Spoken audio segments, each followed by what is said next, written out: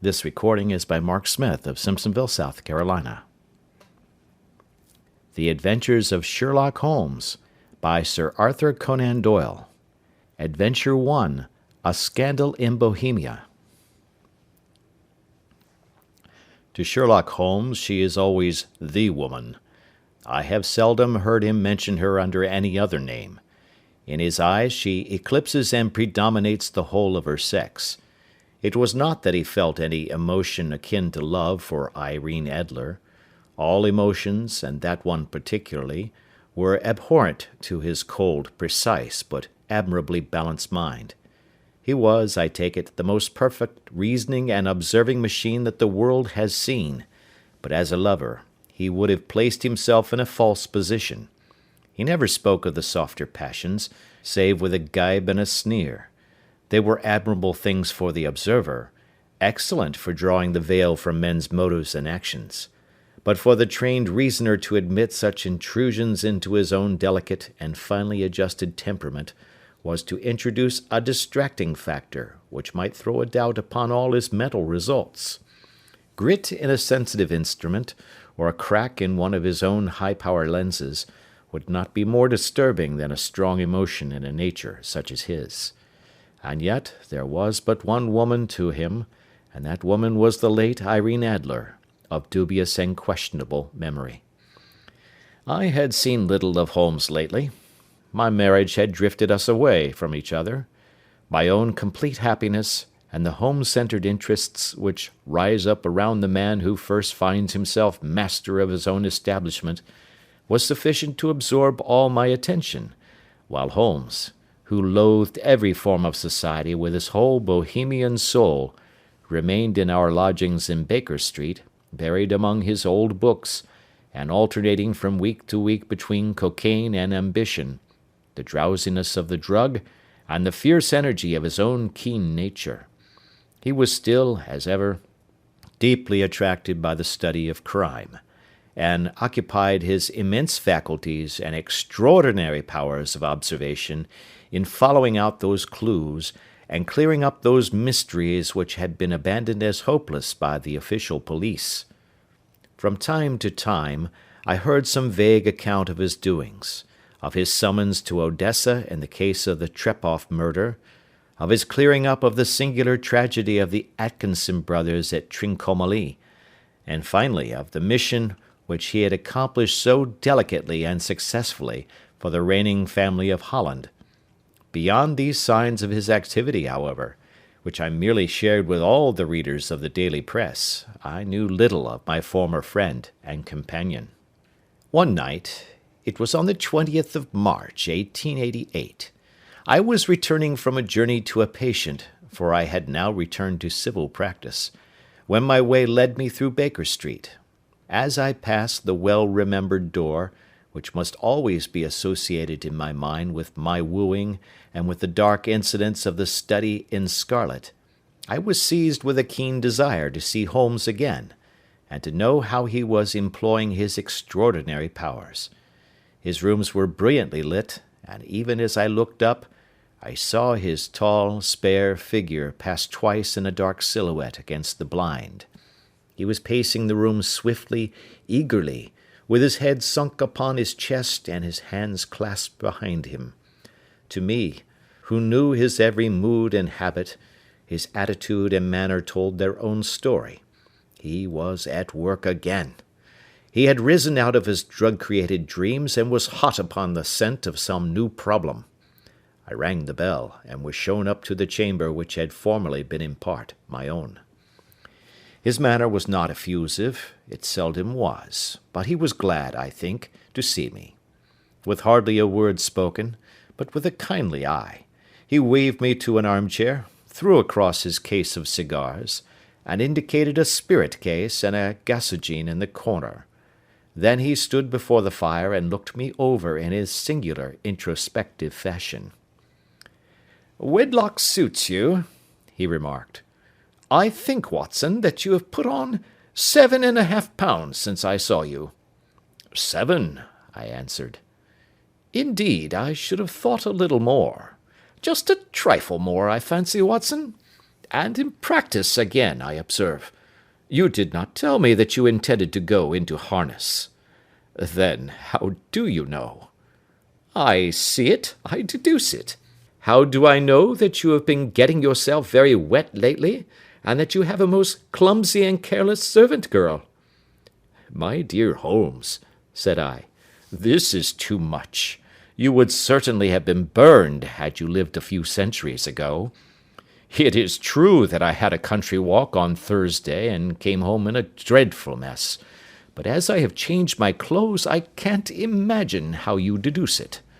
As to Mary Jane, she is incorrigible, and my wife has given her notice, but there again, I fail to see how you work it out. He chuckled to himself and rubbed his long, nervous hands together. It is simplicity itself, said he. My eyes tell me that on the inside of your left shoe, just where the firelight strikes it, the leather is scored by 6 almost parallel cuts. Obviously, they have been caused by someone who has very carelessly scraped round the edges of the sole in order to remove crusted mud from it. Hence, you see, my double deduction that you have been out in vile weather, and that you had a particularly malignant boot-slitting specimen of the London slavey. As to your practice, if a gentleman walks into my rooms smelling of iodoform, with a black mark of nitrate of silver upon his right forefinger, and a bulge on the right side of his top hat, to show where he has secreted his stethoscope, I must be dull indeed, if I do not pronounce him to be an active member of the medical profession. I could not help laughing at the ease with which he explained his process of deduction.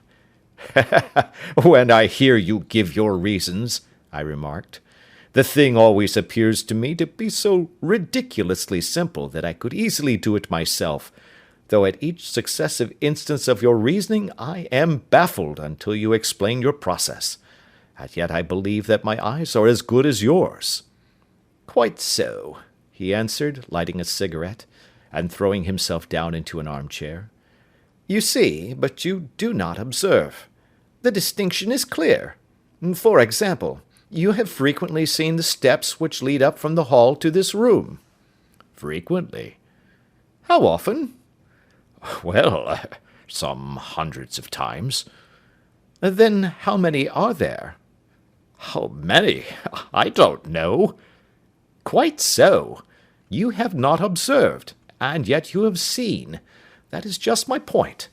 Now, I know that there are 17 steps, because I have both seen and observed. By the way, since you are interested in these little problems, and since you are good enough to chronicle one or two of my trifling experiences, you may be interested in this. He threw over a sheet of thick, pink-tinted notepaper which had been lying open upon the table. It came by the last post, said he. Read it aloud. The note was undated, and without either signature or address. There will call upon you tonight at 7:45, it said, a gentleman who desires to consult you upon a matter of the very deepest moment. Your recent services to one of the royal houses of Europe have shown that you are one who may safely be trusted with matters which are of an importance which can hardly be exaggerated. This account of you we have from all quarters received.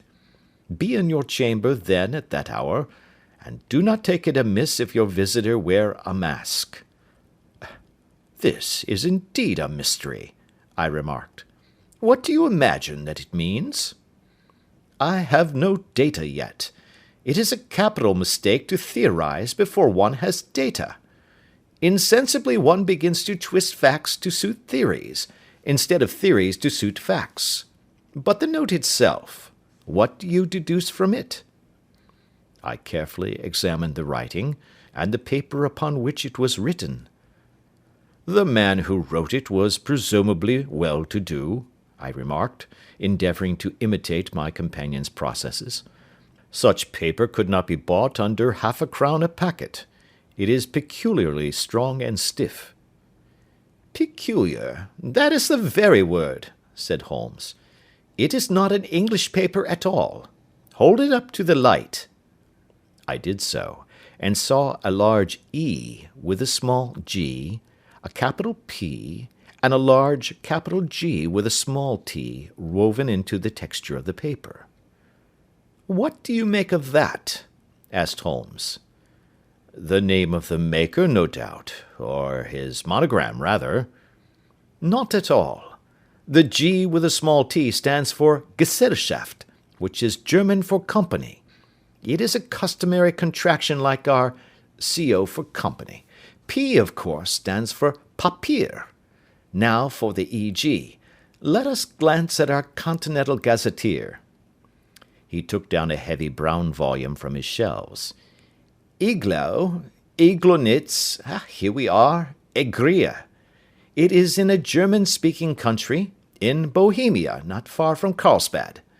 Remarkable as being the scene of the death of Wallenstein, and for its numerous glass factories and paper mills. Ha ha, my boy, what do you make of that? His eyes sparkled, and he sent up a great blue triumphant cloud from his cigarette. "The paper was made in Bohemia," I said. "Precisely, and the man who wrote the note is a German. Do you note the peculiar construction of the sentence? 'This account of you we have from all quarters received'? A Frenchman or Russian could not have written that. It is the German who is so uncourteous to his verbs.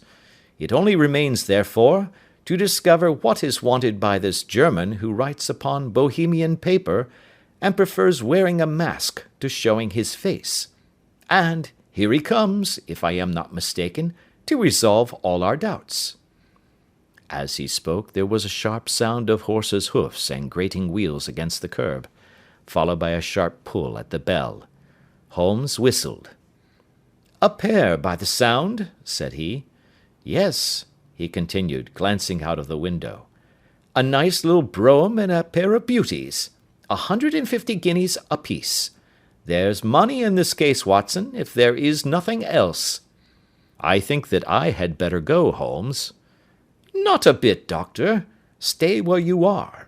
I am lost without my Boswell, and this promises to be interesting. It would be a pity to miss it." "But your client—" "Never mind him. I may want your help, and so may he. Here he comes. Sit down in that armchair, Doctor, and give us your best attention."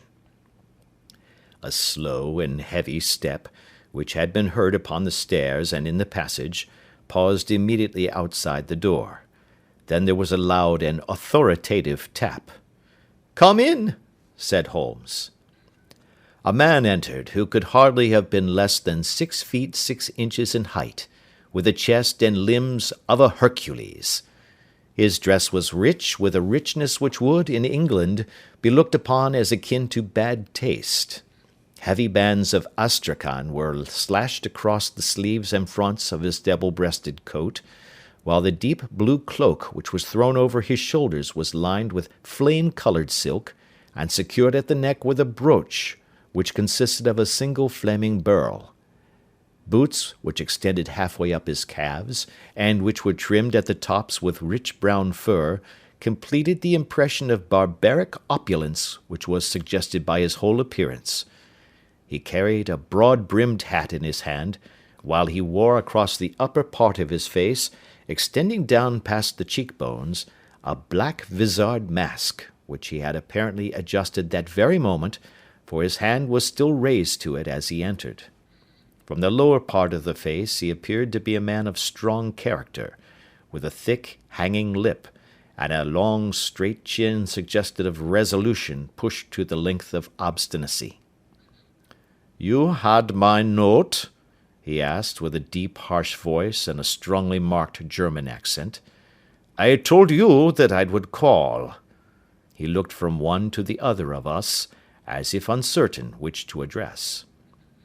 "Pray take a seat," said Holmes. "This is my friend and colleague, Dr. Watson, who is occasionally good enough to help me in my cases.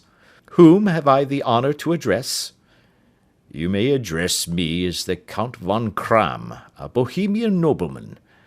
I understand that this gentleman, your friend, is a man of honour and discretion, whom I may trust with a matter of the most extreme importance? If not, I should much prefer to communicate with you alone." I rose to go, but Holmes caught me by the wrist and pushed me back into my chair. "It is both or none," said he. "You may say before this gentleman anything which you may say to me." The Count shrugged his broad shoulders. "Then I must begin," said he, "by binding you both to absolute secrecy for 2 years. At the end of that time, the matter will be of no importance. At present it is not too much to say that it is of such weight it may have an influence upon European history." "I promise," said Holmes. "And I." "You will excuse this mask," continued our strange visitor. "The august person who employs me wishes his agent to be unknown to you, and I may confess at once that the title by which I have just called myself is not exactly my own." "I was aware of it," said Holmes dryly. "The circumstances are of great delicacy, and every precaution has to be taken to quench what might grow to be an immense scandal and seriously compromise one of the reigning families of Europe. To speak plainly, the matter implicates the great house of Ormstein, hereditary kings of Bohemia." "I was also aware of that," murmured Holmes, settling himself down in his armchair and closing his eyes. Our visitor glanced with some apparent surprise at the languid, lounging figure of the man who had been no doubt depicted to him as the most incisive reasoner and most energetic agent in Europe. Holmes slowly reopened his eyes and looked impatiently at his gigantic client. "If your Majesty would condescend to state your case," he remarked, "I should be better able to advise you." The man sprang from his chair and paced up and down the room in uncontrollable agitation. Then, with a gesture of desperation, he tore the mask from his face and hurled it upon the ground. "You are right," he cried. "I am the king. Why should I attempt to conceal it?" "Why, indeed?" murmured Holmes. "Your Majesty had not spoken before I was aware that I was addressing Wilhelm Gottschalk Sigmunds von Ormstein, Grand Duke of Cassel-Felstein, and hereditary King of Bohemia." "But you can understand," said our strange visitor, sitting down once more and passing his hand over his high white forehead, "you can understand that I am not accustomed to doing such business in my own person. Yet the matter was so delicate that I could not confide it to an agent without putting myself in his power. I have come incognito from Prague for the purpose of consulting you." "Then pray consult," said Holmes, shutting his eyes once more. "The facts are briefly these.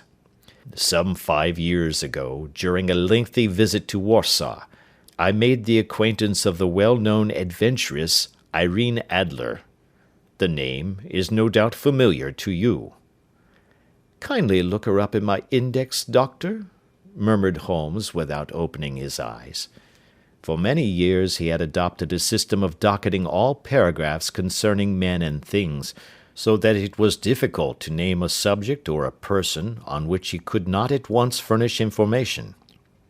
In this case I found her biography sandwiched in between that of a Hebrew rabbi and that of a staff commander who had written a monograph upon the deep-sea fishes. "Let me see," said Holmes. Born in New Jersey in the year 1858. Contralto. La Scala. Prima donna Imperial Opera of Warsaw. Yes. Retired from operatic stage. Ha! Living in London. Quite so. Your Majesty, as I understand, became entangled with this young person, wrote her some compromising letters, and is now desirous of getting those letters back." "Precisely so. But how? Was there a secret marriage?" "None." "No legal papers or certificates?" "None." "Then I failed to follow your Majesty. If this young person should produce her letters for blackmailing or other purposes, how is she to prove their authenticity? There is the writing. Pooh, pooh, forgery. My private notepaper. Stolen. My own seal. Imitated. My photograph. Bought. We were both in the photograph. Oh, dear, that is very bad. Your Majesty has indeed committed an indiscretion. I was mad, insane. You have compromised yourself seriously. I was only crown prince then. I was young. I am but 30 now. It must be recovered. We have tried and failed. Your Majesty must pay. It must be bought. She will not sell. Stolen, then. 5 attempts have been made.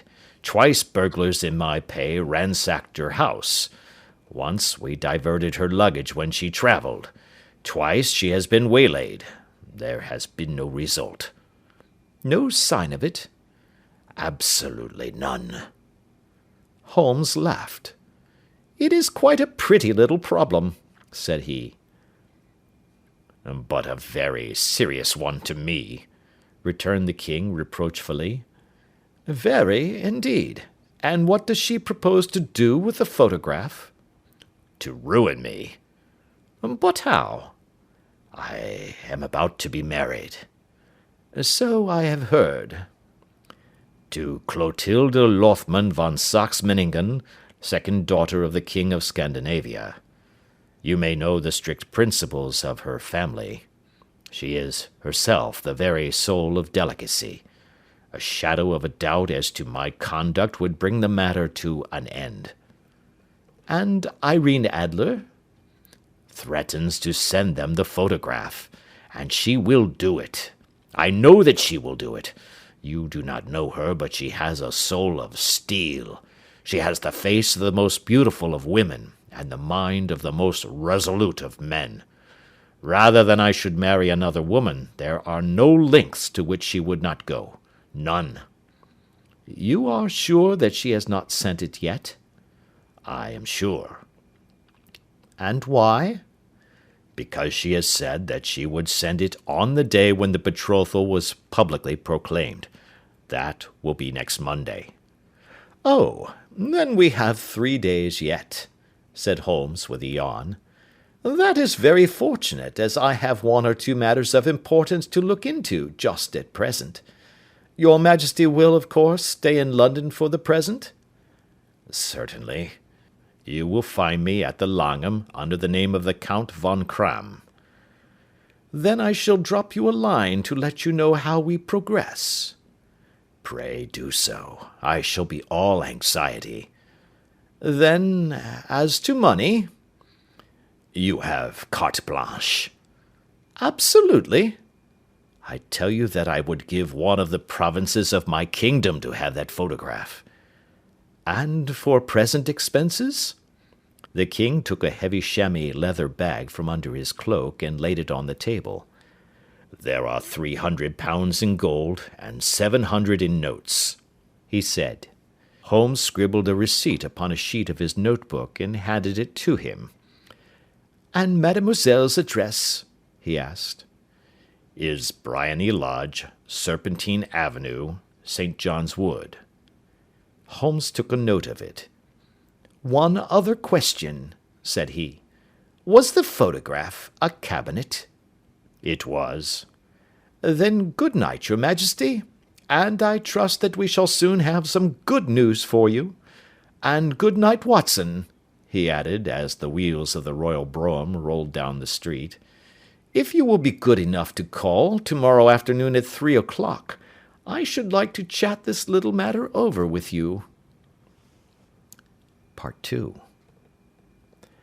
At 3 o'clock precisely, I was at Baker Street, but Holmes had not yet returned. The landlady informed me that he had left the house shortly after 8 o'clock in the morning. I sat down before the fire, however, with the intention of awaiting him, however long he might be.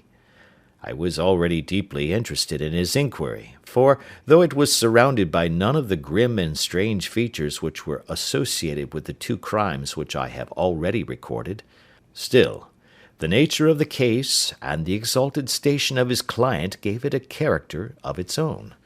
Indeed, apart from the nature of the investigation which my friend had on hand, there was something in his masterly grasp of a situation, and his keen, incisive reasoning, which made it a pleasure to me to study his system of work, and to follow the quick, subtle methods by which he disentangled the most inextricable mysteries.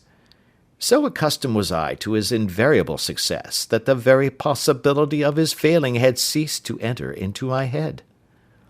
It was close upon 4 before the door opened, and a drunken-looking groom, ill-kempt and side-whiskered, with an inflamed face and disreputable clothes, walked into the room. Accustomed as I was to my friend's amazing powers in the use of disguises, I had to look 3 times before I was certain that it was indeed he. With a nod he vanished into the bedroom, whence he emerged in 5 minutes, tweed-suited and respectable as of old. Putting his hands into his pockets, he stretched out his legs in front of the fire, and laughed heartily for some minutes. "Well, really!" he cried, and then he choked and laughed again until he was obliged to lie back, limp and helpless, in the chair. "What is it?" "It's quite too funny. I am sure you could never guess how I employed my morning, or what I ended by doing." "I can't imagine.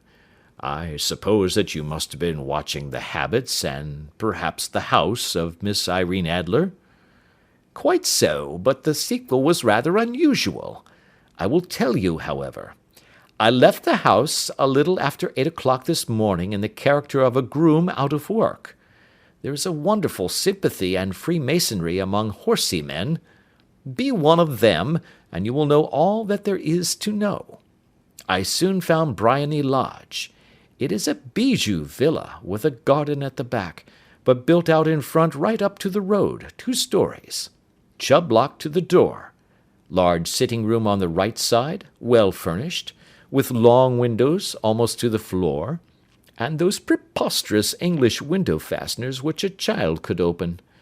Behind there was nothing remarkable, save that the passage window could be reached from the top of the coach-house. I walked round it, and examined it closely from every point of view, but without noting anything of interest. I then lounged down the street and found, as I expected, that there was a mews in a lane which runs down by one wall of the garden.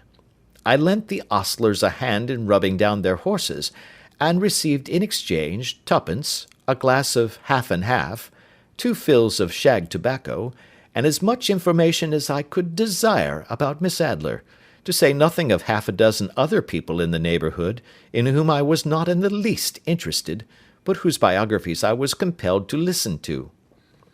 "And what of Irene Adler?" I asked. "Oh, she has turned all the men's head down in that part. She is the daintiest thing under a bonnet on this planet. So say the Serpentine Mews to a man. She lives quietly, sings at concerts, drives out at 5 every day, and returns at 7 sharp for dinner. Seldom goes out at other times except when she sings. Has only 1 male visitor, but a good deal of him. He is dark, handsome, and dashing, never calls less than once a day, and often twice. He is a Mr. Godfrey Norton, of the Inner Temple. See the advantages of a cabman as a confidant. They had driven him home 12 times from Serpentine Mews, and knew all about him. When I had listened to all they had to tell, I began to walk up and down near Briony Lodge once more, and to think over my plan of campaign. This Godfrey Norton was evidently an important factor in the matter. He was a lawyer. That sounded ominous. What was the relation between them, and what the object of his repeated visits? Was she his client, his friend, or his mistress? If the former, she had probably transferred the photograph to his keeping. If the latter, it was less likely. On the issue of this question depended whether I should continue my work at Briony Lodge, or turn my attention to the gentlemen's chambers in the Temple. It was a delicate point, and it widened the field of my inquiry. I fear that I bore you with these details, but I have to let you see my little difficulties if you are to understand the situation. I am following you closely, I answered. I was still balancing the matter in my mind when a hansom cab drove up to Briony Lodge, and a gentleman sprang out. He was a remarkably handsome man, dark, aquiline, and moustached, evidently the man of whom I had heard. He appeared to be in a great hurry, shouted to the cabman to wait, and brushed past the maid who opened the door with the air of a man who was thoroughly at home. He was in the house about half an hour, and I could catch glimpses of him in the windows of the sitting-room, pacing up and down, talking excitedly, and waving his arms. Of her I could see nothing. Presently he emerged, looking even more flurried than before. As he stepped up to the cab, he pulled a gold watch from his pocket and looked at it earnestly. "Drive like the devil!" he shouted. "First to Gross and Hankey's in Regent Street, and then to the Church of St. Monica in the Edgware Road. Half a guinea if you do it in 20 minutes. Away they went, and I was just wondering whether I should not do well to follow them, when up the lane comes a neat little landau, the coachman with his coat only half buttoned, and his tie under his ear, while all the tags of his harness were sticking out of the buckles. It hadn't pulled up before she shot out of the hall door and into it. I only caught a glimpse of her at the moment, but she was a lovely woman, with a face that a man might die for. "The Church of St. Monica, John," she cried, "and half a sovereign if you reach it in 20 minutes. This was quite too good to lose, Watson. I was just balancing whether I should run for it, or whether I should perch behind her landau, when a cab came through the street. The driver looked twice at such a shabby fare, but I jumped in before he could object. "The Church of St. Monica," said I, "and half a sovereign if you reach it in 20 minutes. It was 25 minutes to 12, and of course it was clear enough what was in the wind. My cabby drove fast. I don't think I ever drove faster, but the others were there before us. The cab and the landau with their steaming horses were in front of the door when I arrived. I paid the man and hurried into the church. There was not a soul there save the two whom I had followed, and a surpliced clergyman, who seemed to be expostulating with them. They were all three standing in a knot in front of the altar. I lounged up the side aisle like any other idler who has dropped into a church. Suddenly, to my surprise, the three at the altar faced round to me, and Godfrey Norton came running as hard as he could towards me. "Thank God!" he cried. "You'll do. Come, come." "What then?" I asked. "Come, man, come. Only 3 minutes, or it won't be legal." I was half dragged up to the altar, and before I knew where I was, I found myself mumbling responses which were whispered in my ear, and vouching for things of which I knew nothing, and generally assisting in the secure tying up of Irene Adler, spinster, to Godfrey Norton, bachelor. It was all done in an instant, and there was the gentleman thanking me on the one side, and the lady on the other, while the clergyman beamed on me in front. It was the most preposterous position in which I ever found myself in my life, and it was the thought of it that started me laughing just now. It seems that there had been some informality about their license, that the clergyman absolutely refused to marry them without a witness of some sort, and that my lucky appearance saved the bridegroom from having to sally out into the streets in search of a best man. The bride gave me a sovereign, and I mean to wear it on my watch chain in memory of the occasion." "This is a very unexpected turn of affairs," said I. "And what then?" "Well, I found my plans very seriously menaced. It looked as if the pair might take an immediate departure, and so necessitate very prompt and energetic measures on my part. At the church door, however, they separated. he driving back to the Temple, and she to her own house. "I shall drive out in the park at 5 as usual," she said as she left him. I heard no more. They drove away in different directions, and I went off to make my own arrangements. "Which are?" "Some cold beef and a glass of beer," he answered, ringing the bell. "I have been too busy to think of food, and I am likely to be busier still this evening. By the way, Doctor, I shall want your cooperation." "I shall be delighted." "You don't mind breaking the law?" "Not in the least." "Nor running a chance of arrest?" "Not in a good cause." "Oh, the cause is excellent." "Then I am your man." "I was sure that I might rely on you." "But what is it you wish?" "When Mrs. Turner has brought in the tray I will make it clear to you.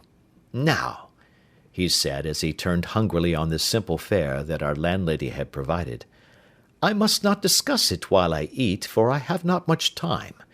It is nearly 5 now. In 2 hours we must be on the scene of action. Miss Irene, or Madame rather, returns from her drive at 7. We must be at Briony Lodge to meet her." "And what then?" "You must leave that to me. I have already arranged what is to occur. There is only one point on which I must insist. You must not interfere, come what may. You understand?" "I am to be neutral?" "To do nothing whatever. There will probably be some small unpleasantness. Do not join in it. It will end in my being conveyed into the house. 4 or 5 minutes afterwards the sitting-room window will open.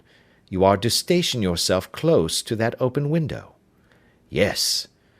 "You are to watch me, for I will be visible to you." "Yes." "And when I raise my hand, so, you will throw into the room what I give you to throw, and will, at the same time, raise the cry of fire. You quite follow me?" "Entirely."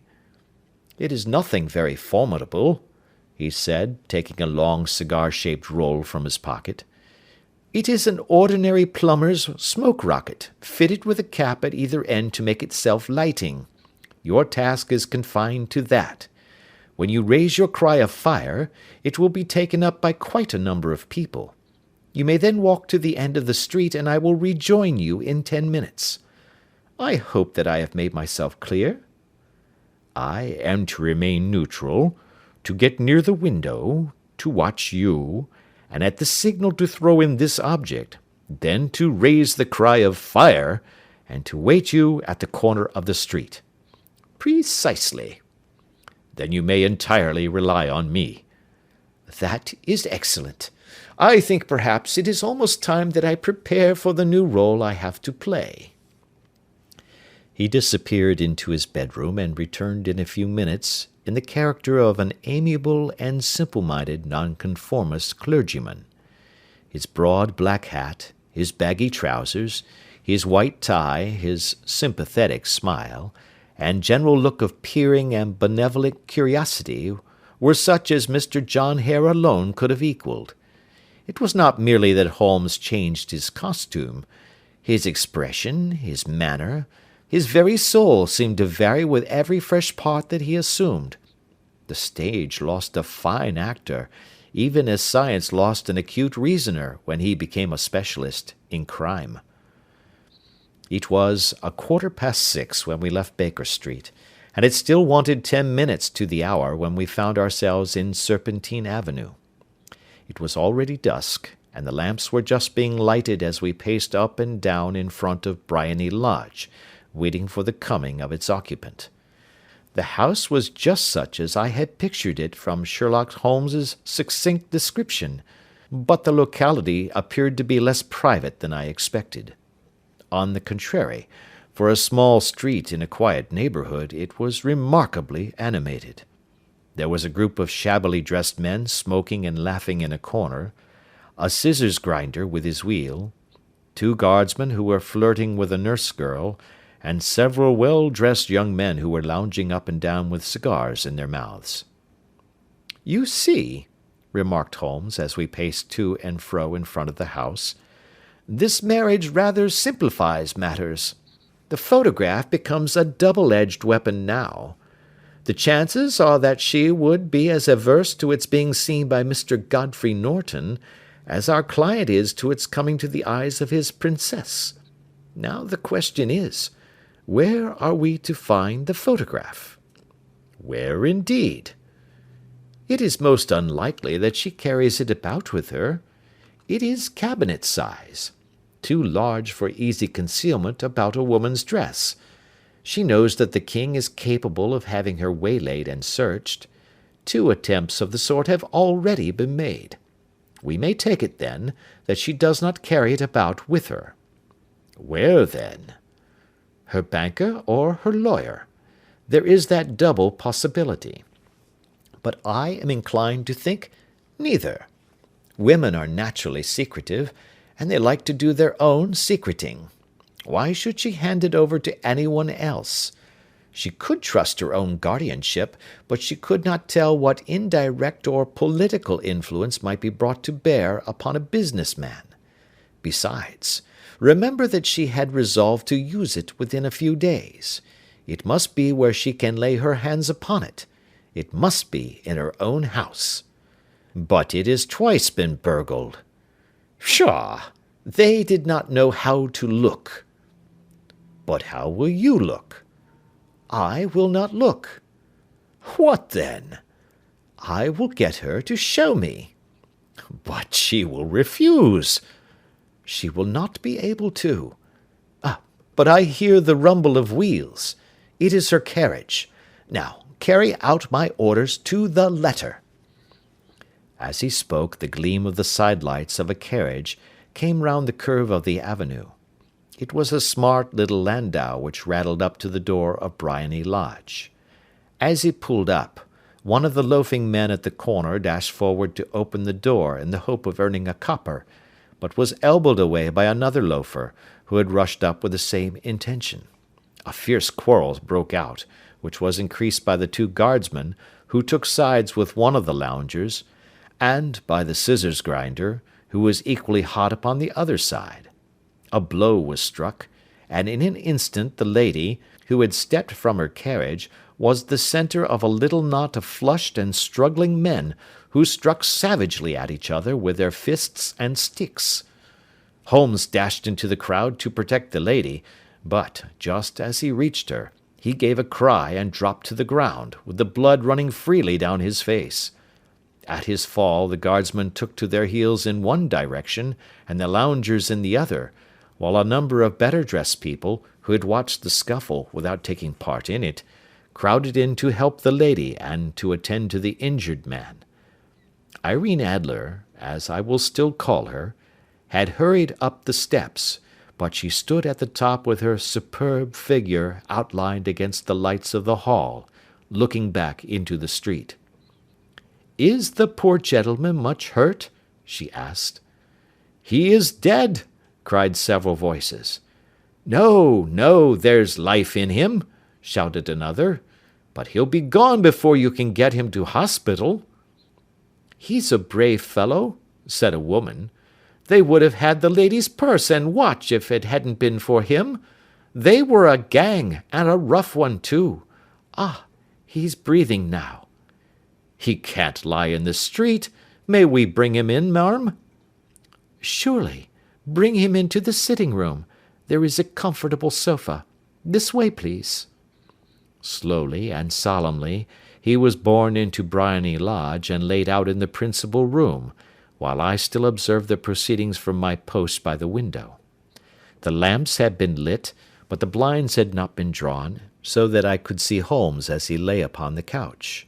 I do not know whether he was seized with compunction at that moment for the part he was playing, but I know that I never felt more heartily ashamed of myself in my life than when I saw the beautiful creature against whom I was conspiring, or the grace and kindliness with which she waited upon the injured man. And yet it would be the blackest treachery to Holmes to draw back now from the part which he had entrusted to me. I hardened my heart, and took the smoke rocket from under my ulster. After all, I thought, we are not injuring her. We are but preventing her from injuring another. Holmes had sat up upon the couch, and I saw him motion like a man who is in need of air. A maid rushed across and threw open the window. At the same instant I saw him raise his hand, and at the signal I tossed my rocket into the room with a cry of "Fire!" The word was no sooner out of my mouth than the whole crowd of spectators, well dressed and ill, gentlemen, ostlers, and servant maids, joined in a general shriek of "Fire!" Thick clouds of smoke curled through the room and out at the open window.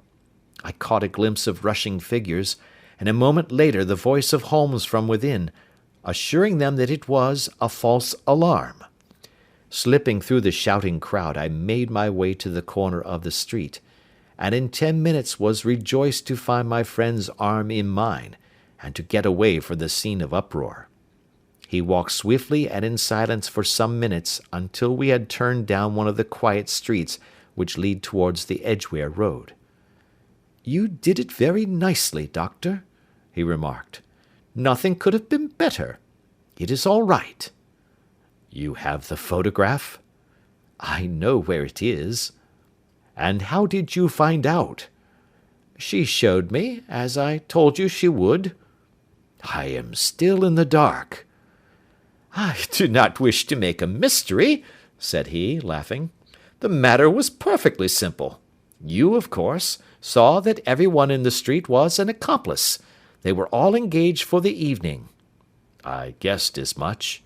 "Then, when the row broke out, I had a little moist red paint in the palm of my hand. I rushed forward, fell down, clapped my hand to my face, and became a piteous spectacle. It is an old trick. That also I could fathom.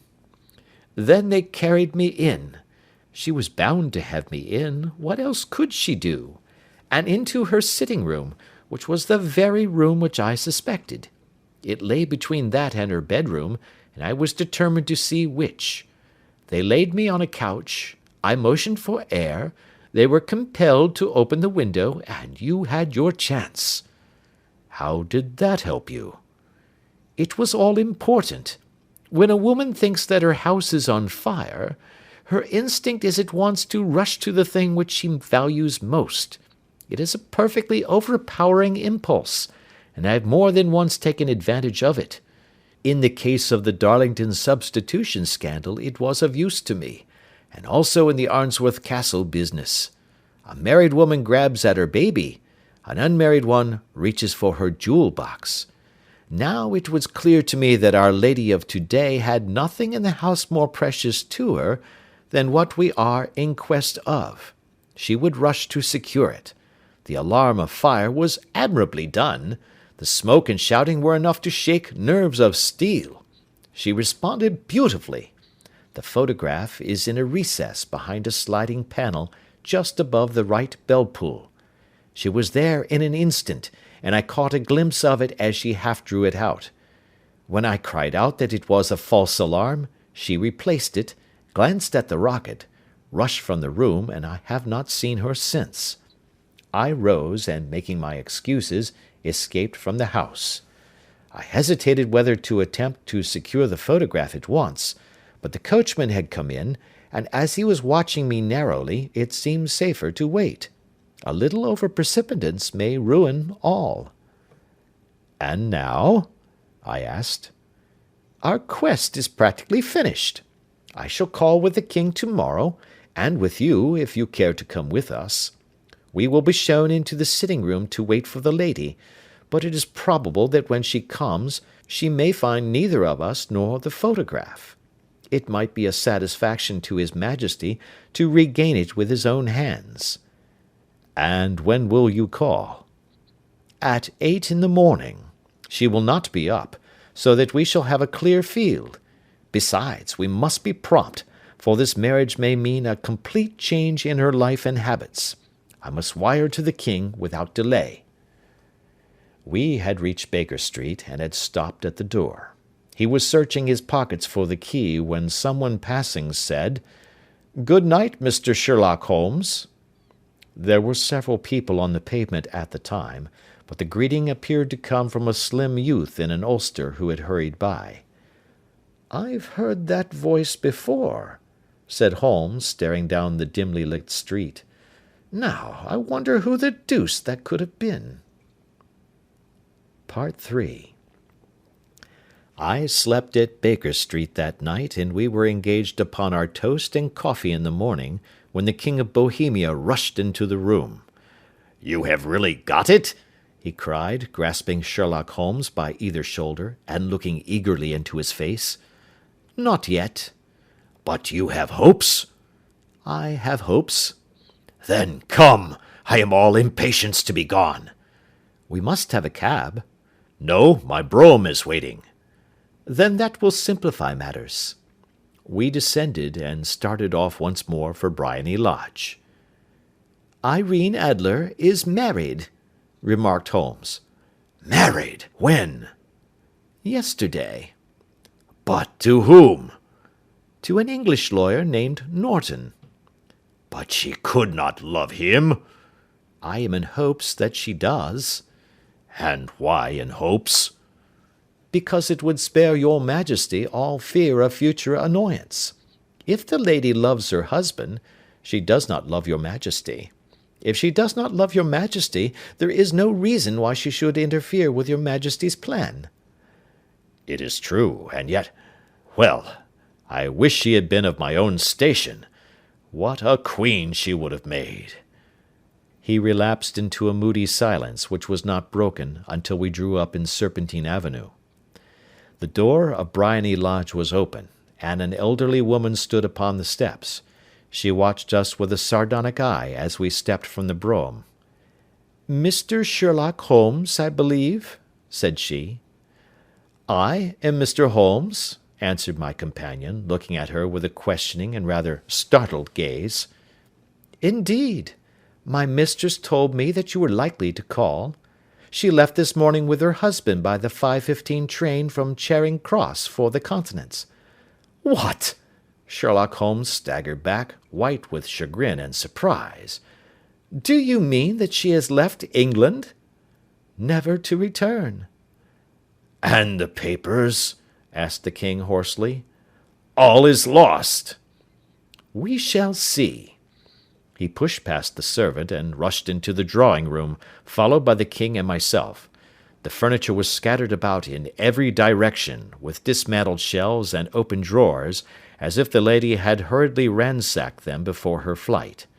Holmes rushed at the bell-pull, tore back a small sliding shutter, and, plunging in his hand, pulled out a photograph and a letter. The photograph was of Irene Adler herself in evening dress.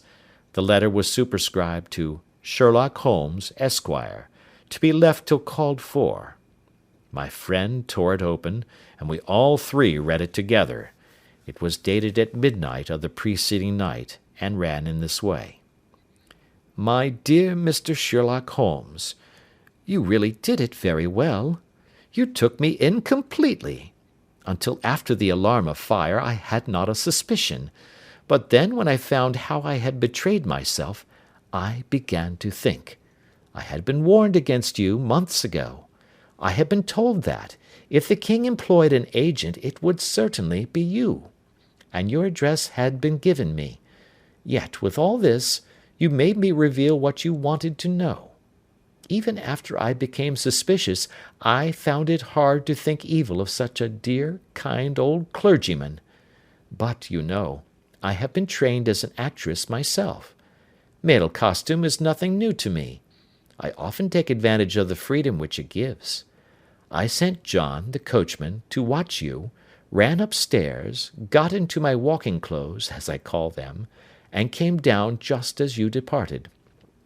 Well, I followed you to your door, and so made sure that I was really an object of interest to this celebrated Mr. Sherlock Holmes. Then I, rather imprudently, wished you good night, and started for the Temple to see my husband. We both thought the best resource was flight, when pursued by so formidable an antagonist. So you will find the nest empty when you call tomorrow. As to the photograph, your client may rest in peace. I love and am loved by a better man than he. The king may do what he will without hindrance from one whom he has cruelly wronged.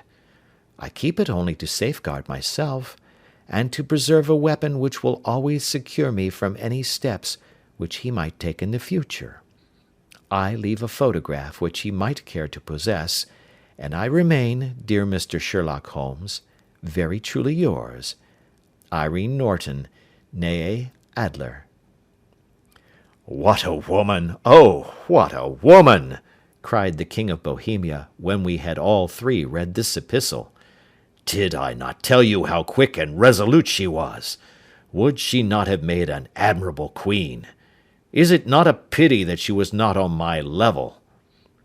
From what I have seen of the lady, she seems indeed to be on a very different level to your majesty, said Holmes coldly. I am sorry that I have not been able to bring your majesty's business to a more successful conclusion. On the contrary, my dear sir, cried the king, nothing could be more successful. I know that her word is inviolate. The photograph is now as safe as if it were in the fire. I am glad to hear your majesty say so. I am immensely indebted to you. Pray tell me in what way I can reward you. This ring—" He slipped an emerald snake ring from his finger, and held it out upon the palm of his hand. "Your majesty has something which I should value even more highly," said Holmes. "You have but to name it." "This photograph." The king stared in amazement. "Irene's photograph!" he cried. "Certainly, if you wish it." "I thank your majesty. Then there is no more to be done in the matter. I have the honour to wish you a very good morning." He bowed, and turning away without observing the hand which the king had stretched out to him, he set off in my company for his chambers. And that was how a great scandal threatened to affect the kingdom of Bohemia, and how the best plans of Mr. Sherlock Holmes were beaten by a woman's wit. He used to make merry over the cleverness of woman, but I have not heard him do it of late, and when he speaks of Irene Adler, or when he refers to her photograph, it is always under the honourable title of the woman. End of chapter 1.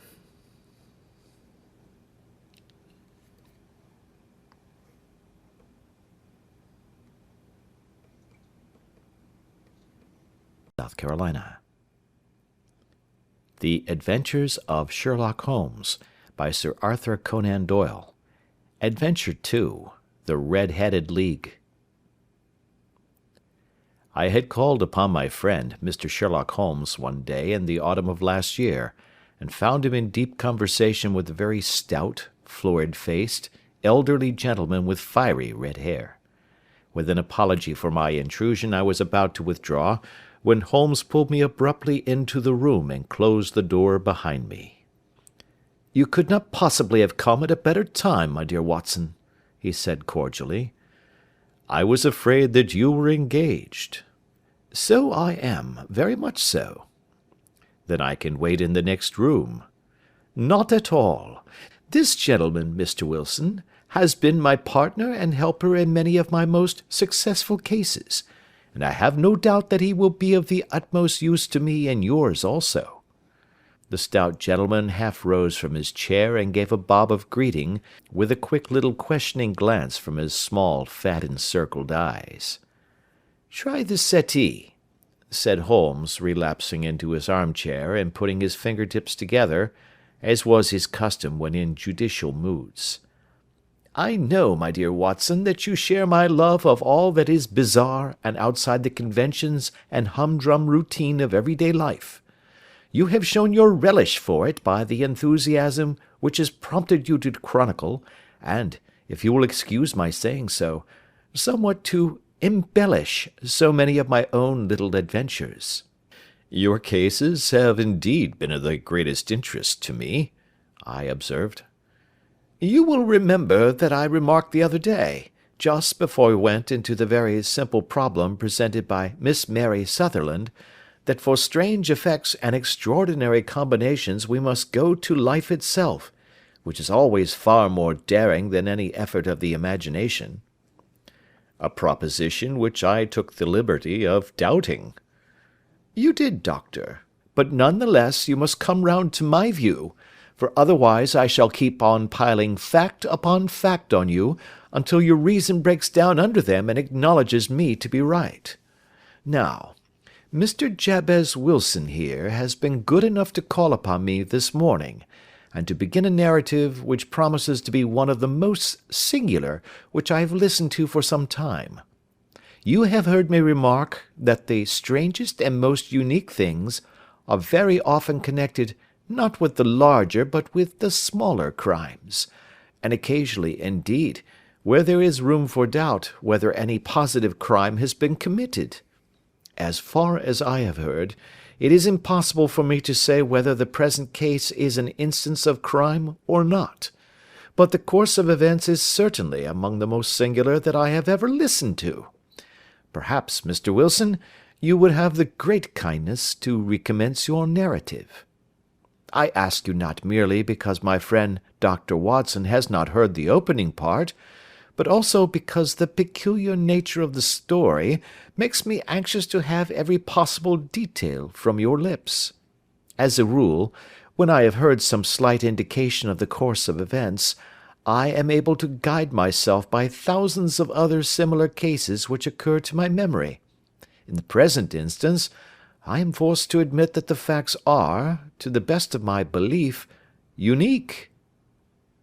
The portly client puffed out his chest with an appearance of some little pride, and pulled a dirty and wrinkled newspaper from the inside pocket of his greatcoat. As he glanced down the advertisement column, with his head thrust forward and the paper flattened out upon his knee, I took a good look at the man and endeavoured, after the fashion of my companion, to read the indications which might be presented by his dress or appearance. I did not gain very much, however, by my inspection. Our visitor bore every mark of being an average, commonplace British tradesman, obese, pompous, and slow. He wore rather baggy grey shepherd's check trousers, a not over-clean black frock-coat, unbuttoned in the front, and a drab waistcoat with a heavy brassy Albert chain, and a square pierced bit of metal dangling down as an ornament. A frayed top hat and a faded brown overcoat with a wrinkled velvet collar lay upon a chair beside him. Altogether, look as I would, there was nothing remarkable about the man save his blazing red head, and the expression of extreme chagrin and discontent upon his features. Sherlock Holmes's quick eye took in my occupation, and he shook his head with a smile as he noticed my questioning glances. "Beyond the obvious facts that he has at some time done manual labour, that he takes snuff, that he is a Freemason, that he has been in China, and that he has done a considerable amount of writing lately, I can deduce nothing else." Mr. Jabez Wilson started up in his chair, with his forefinger upon the paper, but his eyes upon my companion. "How, in the name of good fortune, did you know all that, Mr. Holmes?" he asked. "How did you know, for example, that I did manual labour? It's as true as gospel, for I began as a ship's carpenter." "Your hands, my dear sir. Your right hand is quite a size larger than your left. You have worked with it, and the muscles are more developed." "Well, the snuff, then, and the Freemasonry?" "I won't insult your intelligence by telling you how I read that, especially as, rather against the strict rules of your order, you use an arc and compass breastpin." "Ah, of course, I forgot that. But the writing?" "What else can be indicated by that right cuff so very shiny for 5 inches, and the left one with the smooth patch near the elbow where you rested upon the desk?" "Well, but China?" "The fish that you have tattooed immediately above your right wrist could only have been done in China. I have made a small study of tattoo marks, and have even contributed to the literature of the subject. That trick of staining the fish's scales of a delicate pink is quite peculiar to China. When, in addition, I see a Chinese coin hanging from your watch chain, the matter becomes even more simple." Mr. Jabez Wilson laughed heavily. "Well, I never," said he. "I thought at first that you had done something clever, but I see that there was nothing in it after all." "I begin to think, Watson," said Holmes, "that I make a mistake in explaining. Omne ignoratum pro magnifico, you know, and my poor little reputation, such as it is, will suffer shipwreck if I am so candid. Can you not find the advertisement, Mr. Wilson?" "Yes, I have got it now," he answered with his thick red finger planted halfway down the column. "Here it is. This is what began it all. You just read it for yourself, sir."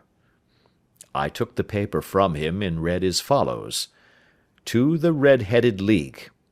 On account of the bequest of the late Ezekiah Hopkins, of Lebanon, Pennsylvania, USA, there is now another vacancy open which entitles a member of the League to a salary of £4 a week for purely nominal services. All red-headed men who are sound in body and mind, and above the age of 21 years, are eligible. Apply in person on Monday at 11 o'clock to Duncan Ross, at the offices of the League, 7 Pope's Court, Fleet Street." "What on earth does this mean?" I ejaculated after I had twice read over the extraordinary announcement. Holmes chuckled and wriggled in his chair, as was his habit when in high spirits. "It is a little off the beaten track, isn't it?" said he. "And now, Mr. Wilson, off you go at scratch and tell us all about yourself, your household, and the effect which this advertisement had upon your fortunes. You will first make a note, Doctor, of the paper and the date." "It is the Morning Chronicle of April 27, 1890, just 2 months ago." "Very good. Now, Mr. Wilson?" "Well, it is just as I have been telling you, Mr. Sherlock Holmes," said Jabez Wilson, mopping his forehead. "I have a small pawnbroker's business at Coburg Square, near the city. It's not a very large affair, and of late years it has not done more than just give me a living. I used to be able to keep 2 assistants, but now I only keep 1, and I would have a job to pay him but that he is willing to come for half wages so as to learn the business." "What is the name of this obliging youth?" asked Sherlock Holmes. "His name is Vincent Spaulding, and he's not such a youth either.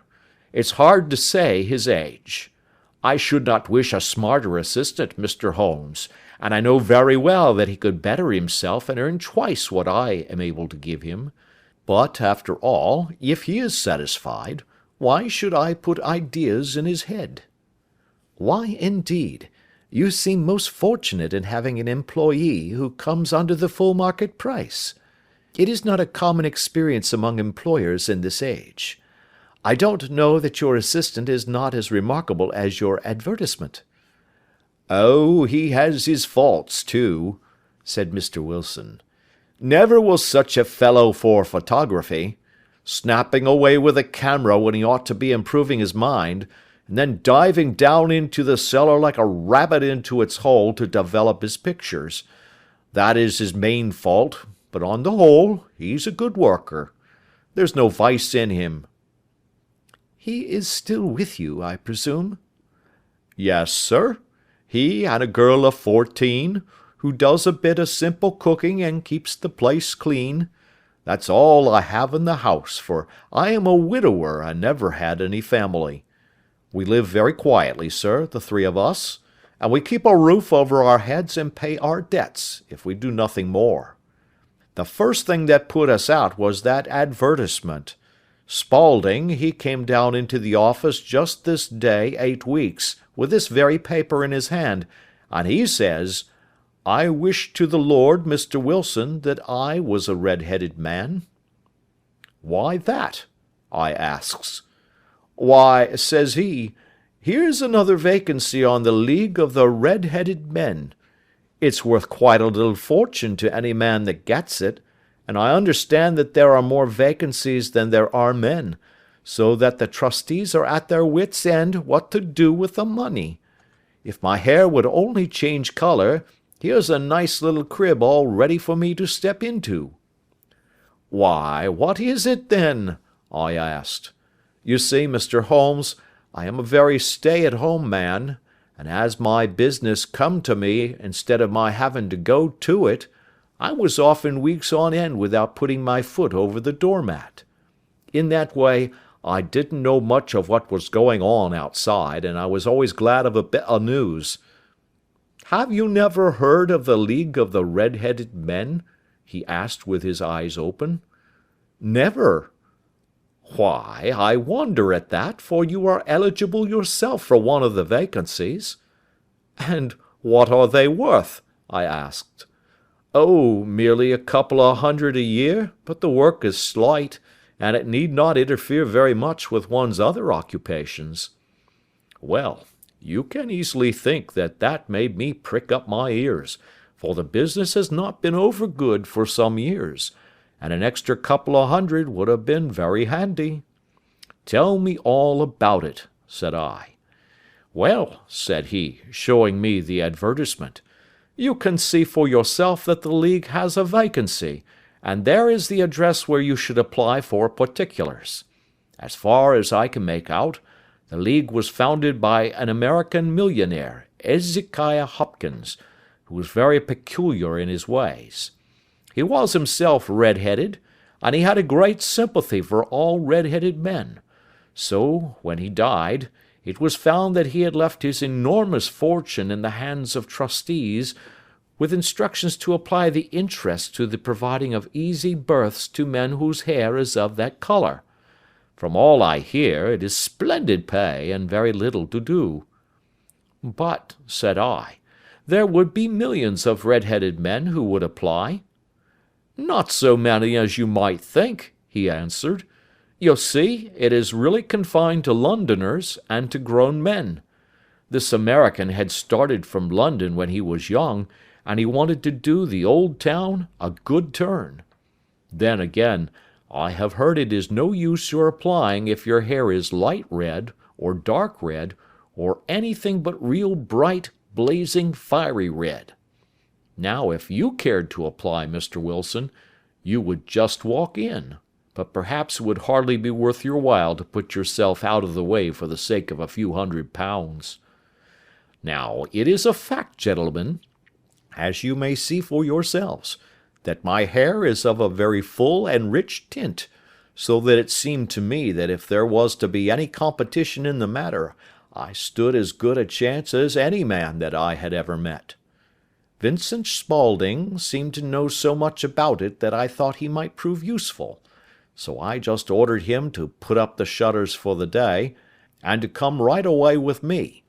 He was very willing to have a holiday, so we shut the business up and started off for the address that was given us in the advertisement. I never hope to see such a sight as that again, Mr. Holmes. From north, south, east, and west, every man who had a shade of red in his hair had tramped into the city to answer the advertisement. Fleet Street was choked with red-headed folk, and Pope's Court looked like a coster's orange barrow. I should not have thought there were so many in the whole country as were brought together by that single advertisement. Every shade of colour they were, straw, lemon, orange, brick, Irish setter, liver, clay. But, as Spaulding said, there were not many who had the real vivid flame-coloured tint. When I saw how many were waiting, I would have given it up in despair, but Spaulding would not hear of it. How he did it, I could not imagine, but he pushed and pulled and butted until he got me through the crowd, and right up to the steps which led to the office. There was a double stream upon the stair, some going up in hope, and some coming back dejected, but we wedged in as well as we could, and soon found ourselves in the office. "Your experience has been a most entertaining one," remarked Holmes, as his client paused and refreshed his memory with a huge pinch of snuff. "Pray continue your very interesting statement." There was nothing in the office but a couple of wooden chairs and a deal table, behind which sat a small man with a head that was even redder than mine. He said a few words to each candidate as he came up, and then he always managed to find some fault in them which would disqualify them. Getting a vacancy did not seem to be such a very easy matter, after all. However, when our turn came, the little man was much more favourable to me than to any of the others, and he closed the door as we entered, so that he might have a private word with us. "This is Mr. Jabez Wilson," said my assistant, "and he is willing to fill a vacancy in the league." "And he is admirably suited for it," the other answered. "He has every requirement. I cannot recall when I have seen anything so fine." He took a step backward, cocked his head on one side, and gazed at my hair until I felt quite bashful. Then suddenly he plunged forward, wrung my hand, and congratulated me warmly on my success. "It would be injustice to hesitate," said he. "You will, however, I am sure, excuse me for taking an obvious precaution." With that he seized my hair in both his hands and tugged until I yelled with the pain. "There is water in your eyes," said he as he released me. "I perceive that all is as it should be. But we have to be careful, for we have twice been deceived by wigs and once by paint. I could tell you tales of cobbler's wax which would disgust you with human nature." He stepped over to the window and shouted through it at the top of his voice that the vacancy was filled. A groan of disappointment came up from below, and the folk all trooped away in different directions until there was not a red head to be seen except my own and that of the manager. "My name," said he, "is Mr. Duncan Ross, and I am myself one of the pensioners upon the fund left by our noble benefactor. Are you a married man, Mr. Wilson? Have you a family?" I answered that I had not. His face fell immediately. "Dear me," he said gravely, "that is very serious indeed. I am sorry to hear you say that. The fund was, of course, for the propagation and spread of the redheads as well as for their maintenance. It is exceedingly unfortunate that you should be a bachelor." My face lengthened at this, Mr. Holmes, for I thought that I was not to have the vacancy after all, but after thinking it over for a few minutes he said that it would be all right. "In the case of another," said he, "the objection might be fatal, but we must stretch a point in favour of a man with such a head of hair as yours. When shall you be able to enter upon your new duties?" "Well, it is a little awkward, for I have a business already," said I. "Oh, never mind about that, Mr. Wilson," said Vincent Spaulding. "I shall be able to look after that for you." "What would be the hours?" I asked. 10 to 2. Now, a pawnbroker's business is mostly done of an evening, Mr. Holmes, especially Thursday and Friday evening, which is just before payday. So it would suit me very well to earn a little in the mornings. Besides, I knew that my assistant was a good man, and that he would see to anything that turned up. "That would suit me very well," said I. "And the pay?" "Is £4 a week." "And the work?" "Is purely nominal." "What do you call purely nominal?" "Well, you have to be in the office, or at least in the building, the whole time. If you leave, you forfeit your whole position forever. The will is very clear upon that point. You don't comply with the conditions if you budge from the office during that time."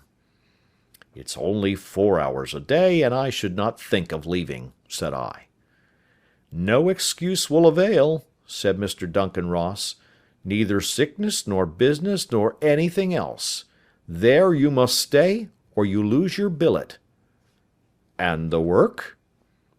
"Is to copy out the Encyclopaedia Britannica. There is the first volume of it in that press.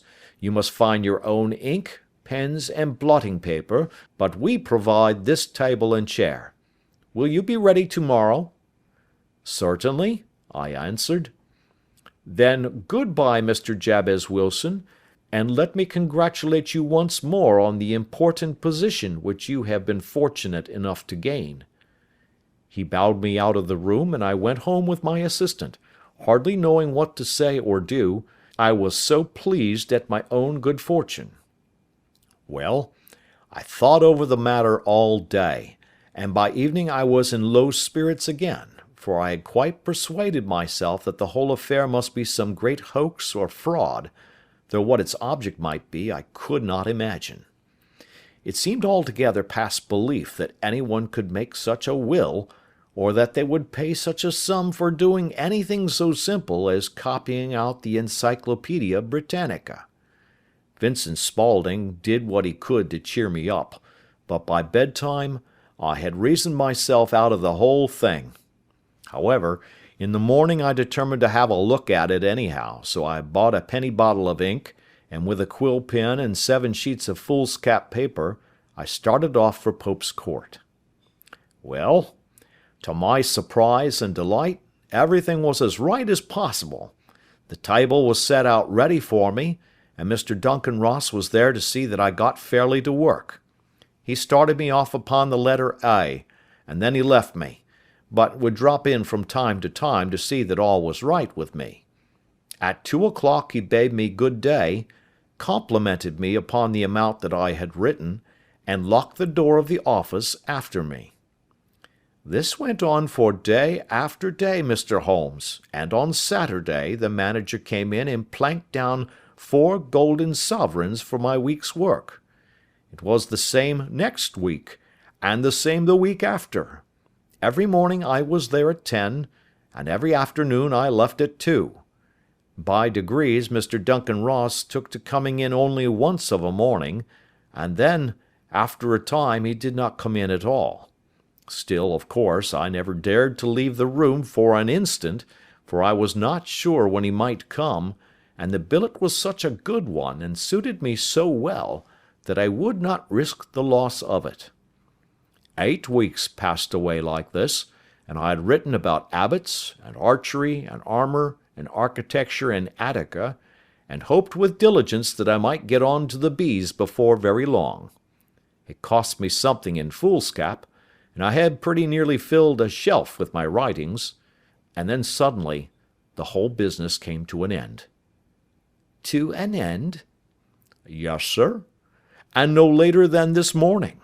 I went to my work as usual at 10 o'clock, but the door was shut and locked, with a little square of cardboard hammered on to the middle of the panel with a tack. Here it is, and you can read for yourself. He held up a piece of white cardboard about the size of a sheet of note-paper. It read in this fashion: "The Red-Headed League is dissolved. October 9, 1890. Sherlock Holmes and I surveyed this curt announcement and the rueful face behind it, until the comical side of the affair so completely overtopped every other consideration that we both burst out into a roar of laughter.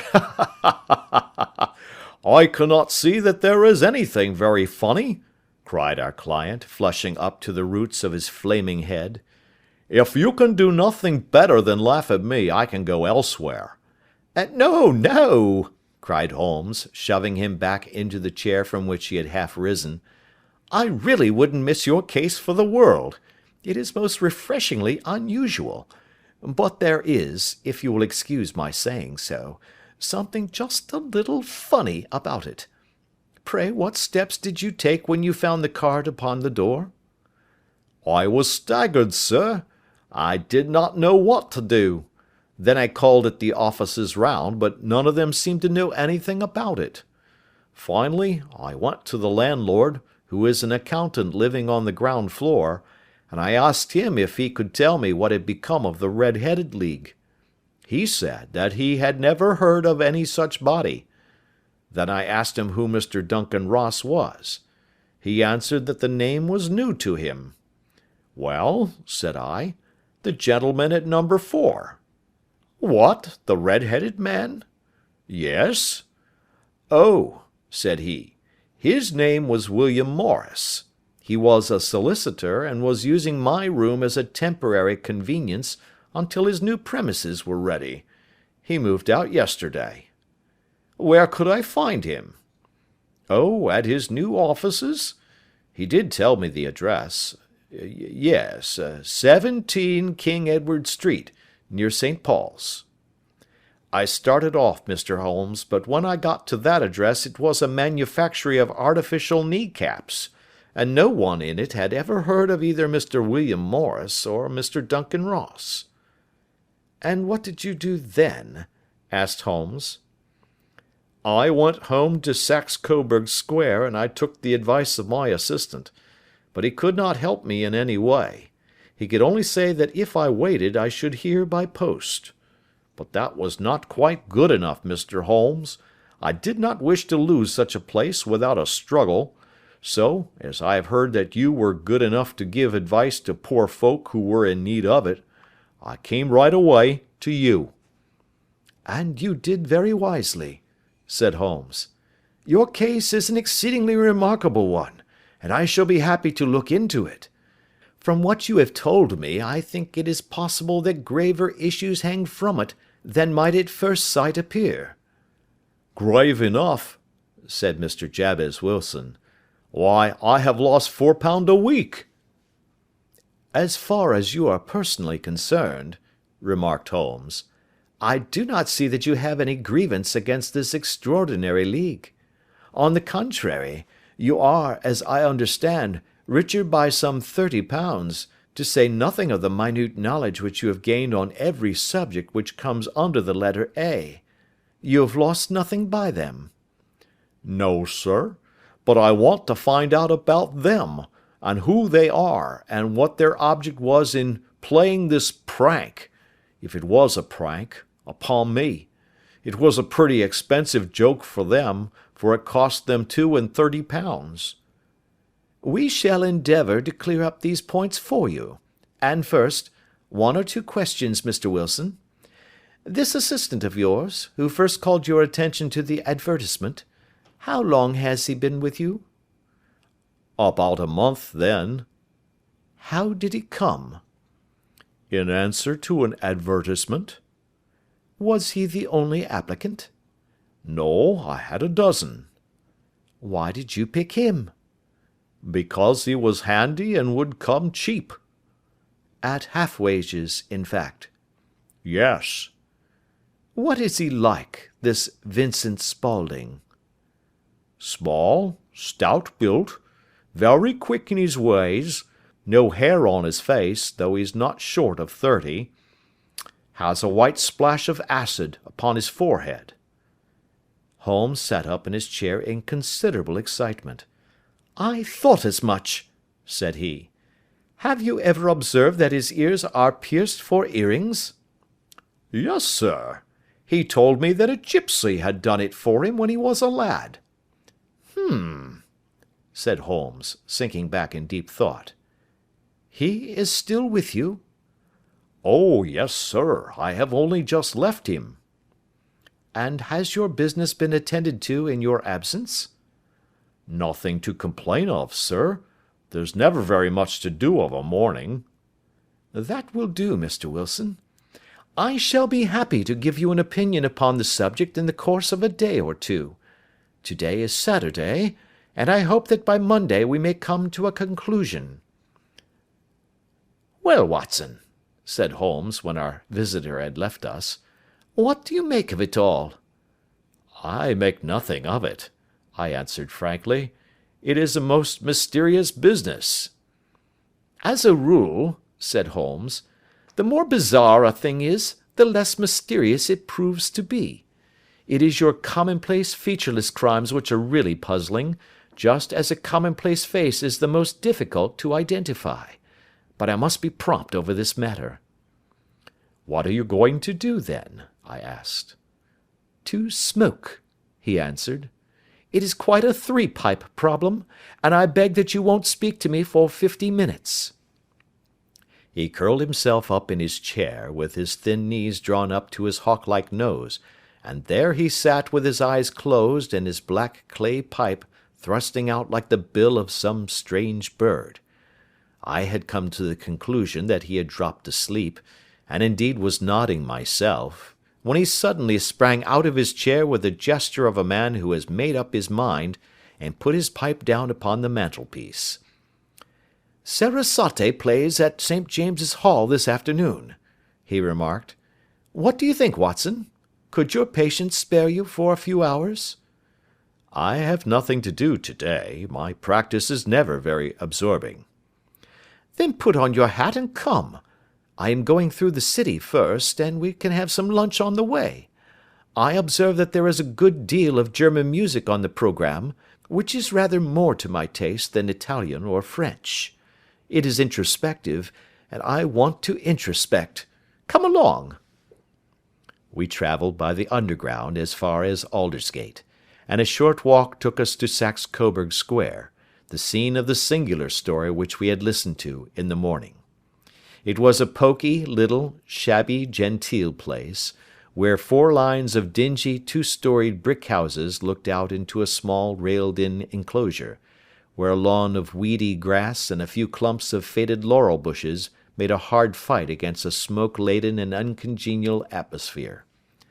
3 gilt balls and a brown board with Jabez Wilson in white letters upon a corner house announced the place where our red-headed client carried on his business. Sherlock Holmes stopped in front of it with his head on one side and looked it all over, with his eyes shining brightly between puckered lids. Then he walked slowly up the street, and then down again to the corner, still looking keenly at the houses. Finally he returned to the pawnbroker's, and, having thumped vigorously upon the pavement with his stick 2 or 3 times, he went up to the door and knocked. It was instantly opened by a bright-looking, clean-shaven young fellow, who asked him to step in. "Thank you," said Holmes. "I only wish to ask you how you would go from here to the Strand." "Third right, fourth left," answered the assistant promptly, closing the door. "Smart fellow, that," observed Holmes as we walked away.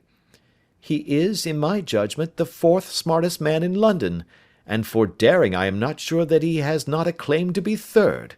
I have known something of him before." "Evidently," said I, "Mr. Wilson's assistant counts for a good deal in this mystery of the Red-Headed League. I am sure that you inquired your way merely in order that you might see him." "Not him." "What then?" "The knees of his trousers." "And what did you see?" "What I expected to see." "Why did you beat the pavement?" "My dear doctor, this is a time for observation, not for talk. We are spies in an enemy's country. We know something of Saxe Coburg Square. Let us now explore the parts which lie behind it." The road in which we found ourselves as we turned round the corner from the retired Saxe Coburg Square presented as great a contrast to it as the front of a picture does to the back. It was one of the main arteries which conveyed the traffic of the city to the north and west. The roadway was blocked with the immense stream of commerce flowing in a double tide inward and outward, while the footpaths were black with the hurrying swarm of pedestrians. It was difficult to realize, as we looked at the line of fine shops and stately business premises, that they really abutted on the other side upon the faded and stagnant square which we had just quitted. "Let me see," said Holmes, standing at the corner and glancing along the line. "I should like just to remember the order of the houses here. It is a hobby of mine to have an exact knowledge of London. There is Mortimer's, the tobacconist, the Coburg branch of the City and Suburban Bank, the Vegetarian Restaurant, and McFarlane's Carriage Building Depot. That carries us right on to the other block. And now, Doctor, we've done our work, so it's time we had some play. A sandwich and a cup of coffee, and then off to Violin Land, where all is sweetness and delicacy and harmony, and there are no red-headed clients to vex us with their conundrums." My friend was an enthusiastic musician, being himself not only a very capable performer, but a composer of no ordinary merit. All the afternoon he sat in the stalls, wrapped in the most perfect happiness, gently waving his long, thin fingers in time to the music, while his gently smiling face and his languid, dreamy eyes were as unlike those of Holmes the sleuth-hound, Holmes the relentless, keen-witted, ready-handed criminal agent, as it was possible to conceive.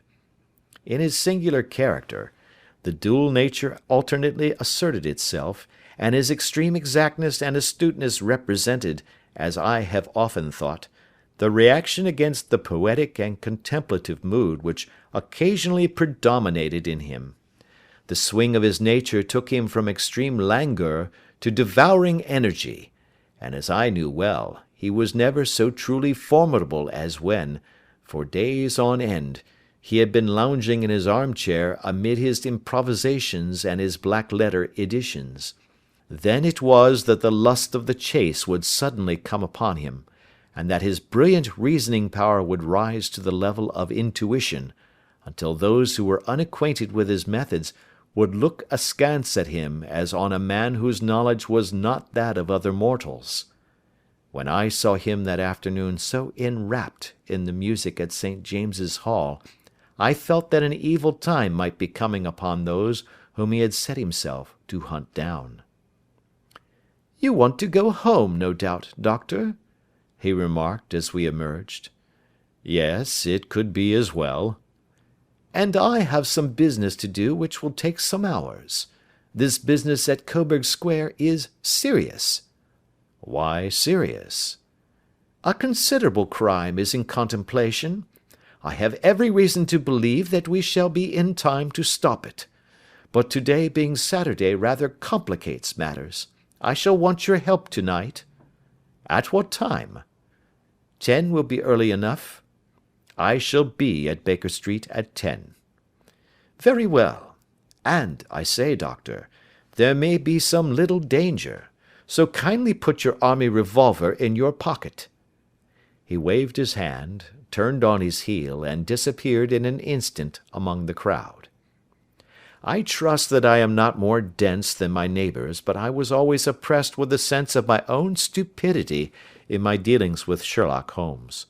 Here I had heard what he had heard, I had seen what he had seen, and yet from his words it was evident that he saw clearly not only what had happened but what was about to happen, while to me the whole business was still confused and grotesque.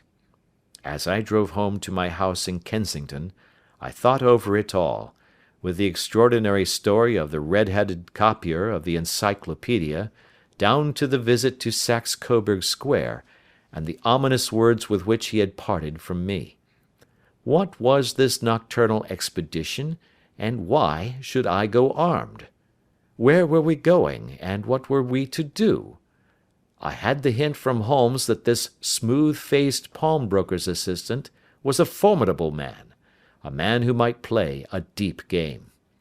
I tried to puzzle it out, but only gave it up in despair and set the matter aside until night should bring an explanation. It was 9:15 when I started from home and made my way across the park, and so through Oxford Street to Baker Street. 2 hansoms were standing at the door, and as I entered the passage I heard the sound of voices from above. On entering his room, I found Holmes in animated conversation with 2 men, one of whom I recognized as Peter Jones, the official police agent, while the other was a long, thin, sad-faced man, with a very shiny hat and oppressively respectable frock coat. "Ha!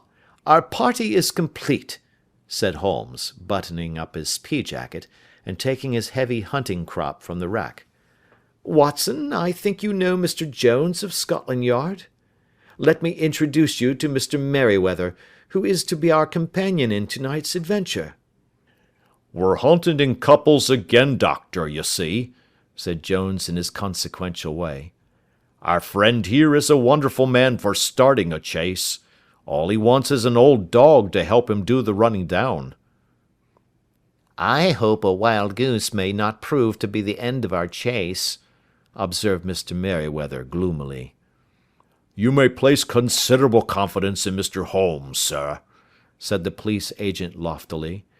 He has his own little methods, which are, if you won't mind my saying so, just a little too theoretical and fantastic, but he has the makings of a detective in him. It is not too much to say that once or twice, as in that business of the Sholto murder and the Agra treasure, he has been more nearly correct than the official force." "Oh, if you say so, Mr. Jones, it is all right," said the stranger with deference. "Still, I confess that I miss my rubber. It is the first Saturday night for 27 years that I have not had my rubber." "I think you will find," said Sherlock Holmes, "that you will play for a higher stake tonight than you have ever done yet, and that the play will be more exciting. For you, Mr. Merryweather, the stake will be some £30,000, and for you, Jones, it will be the man upon whom you wish to lay your hands." "John Clay, the murderer, thief, smasher, and forger.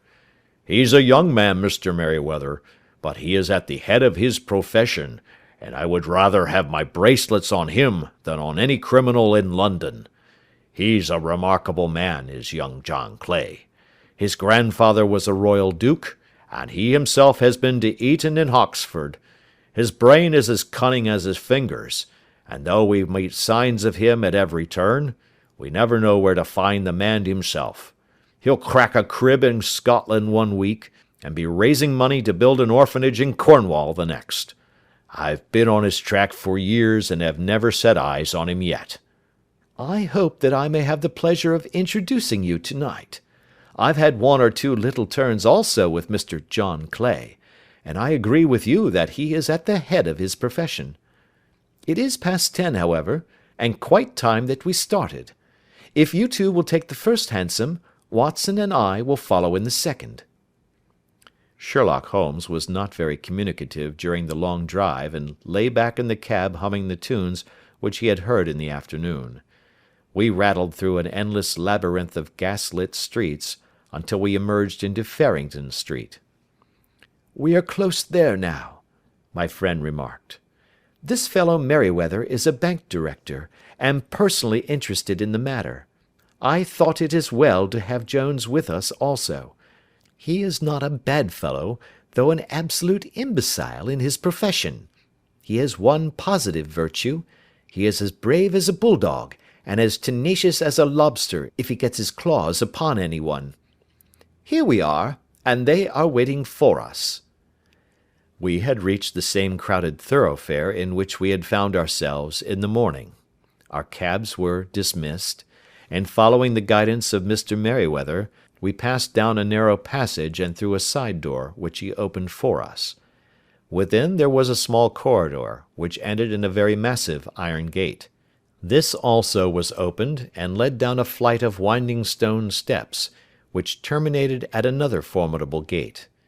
Mr. Merryweather stopped to light a lantern, and then conducted us down a dark, earth-smelling passage, and so, after opening a third door, into a huge vault or cellar, which was piled all round with crates and massive boxes. "You are not very vulnerable from above," Holmes remarked as he held up the lantern and gazed about him. "Nor from below," said Mr. Merryweather, striking his stick upon the flags which lined the floor. "Why, dear me, it sounds quite hollow," he remarked, looking up in surprise. "I must really ask you to be a little more quiet," said Holmes severely. "You have already imperilled the whole success of our expedition. Might I beg that you would have the goodness to sit down upon one of these boxes, and not to interfere?" The solemn Mr. Merryweather perched himself upon a crate, with a very injured expression upon his face, while Holmes fell upon his knees upon the floor, and, with the lantern and a magnifying lens, began to examine minutely the cracks between the stones. A few seconds sufficed to satisfy him, for he sprang to his feet again, and put his glass in his pocket. "We have at least an hour before us," he remarked, "for they can hardly take any steps until the good pawnbroker is safely in bed.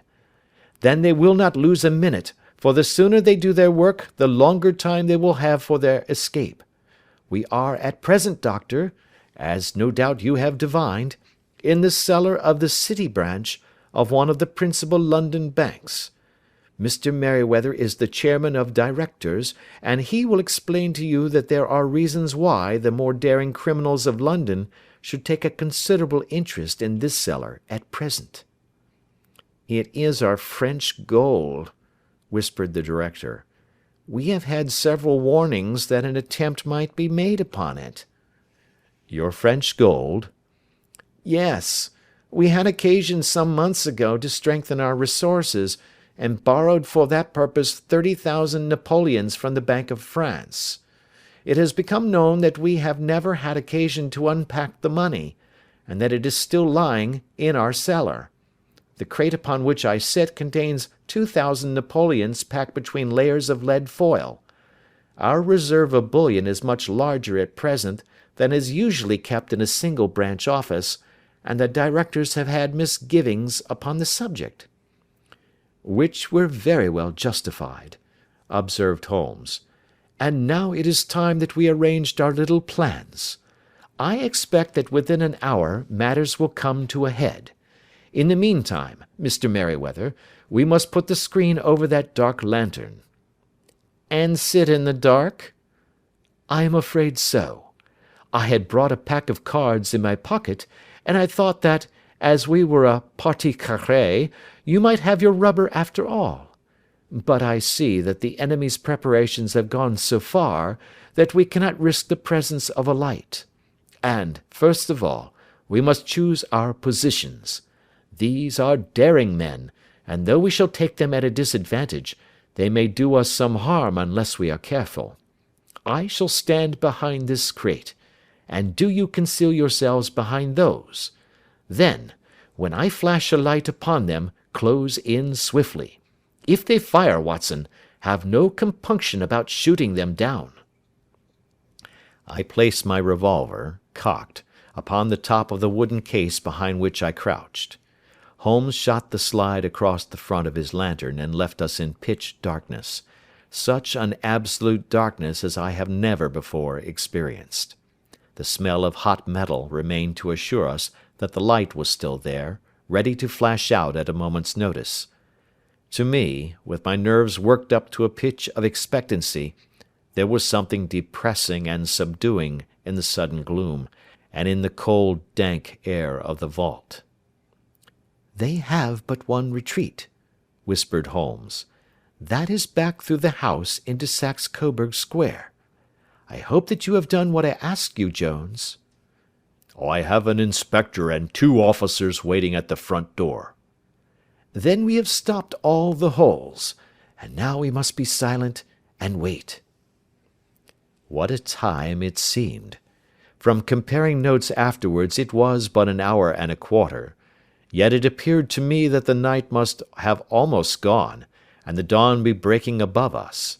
My limbs were weary and stiff, for I feared to change my position, yet my nerves were worked up to the highest pitch of tension, and my hearing was so acute that I could not only hear the gentle breathing of my companions, but I could distinguish the deeper, heavier in-breath of the bulky Jones from the thin, sighing note of the bank director. From my position I could look over the case in the direction of the floor. Suddenly, my eyes caught the glint of a light. At first it was but a lurid spark upon the stone pavement. Then it lengthened out until it became a yellow line, and then, without any warning or sound, a gash seemed to open, and a hand appeared, a white, almost womanly hand, which felt about in the centre of the little area of light. For a minute or more the hand, with its writhing fingers, protruded out of the floor. Then it was withdrawn as suddenly as it appeared, and all was dark again save the single lurid spark which marked a chink between the stones. Its disappearance, however, was but momentary. With a rending, tearing sound, one of the broad white stones turned over upon its side and left a square, gaping hole, through which streamed the light of a lantern. Over the edge there peeped a clean-cut, boyish face, which looked keenly about it, and then, with a hand on either side of the aperture, drew itself shoulder-high and waist-high, until one knee rested upon the edge.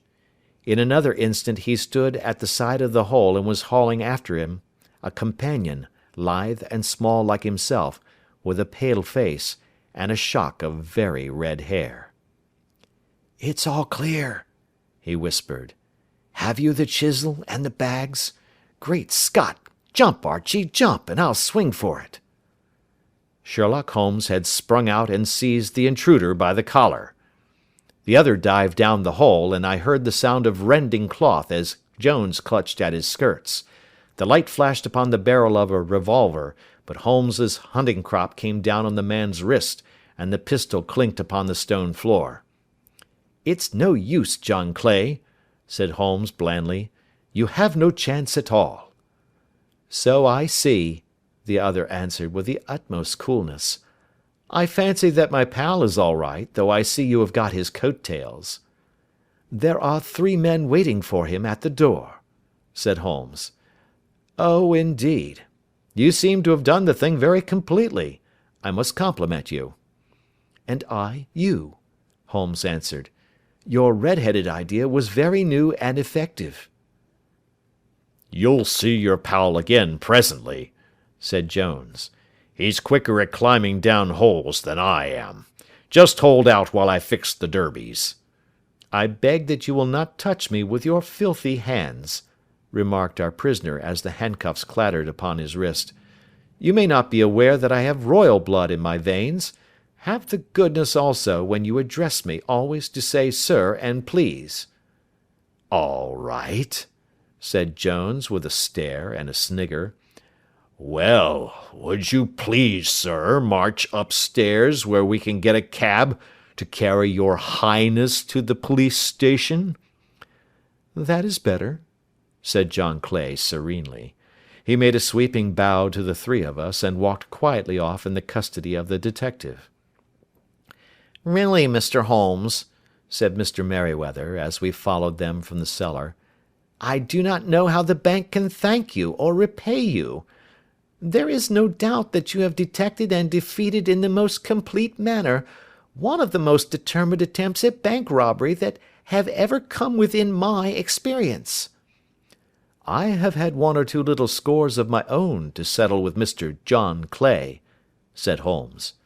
"I have been at some small expense over this matter, which I shall expect the bank to refund, but beyond that I am amply repaid by having had an experience which is in many ways unique, and by hearing the very remarkable narrative of the Red-headed League.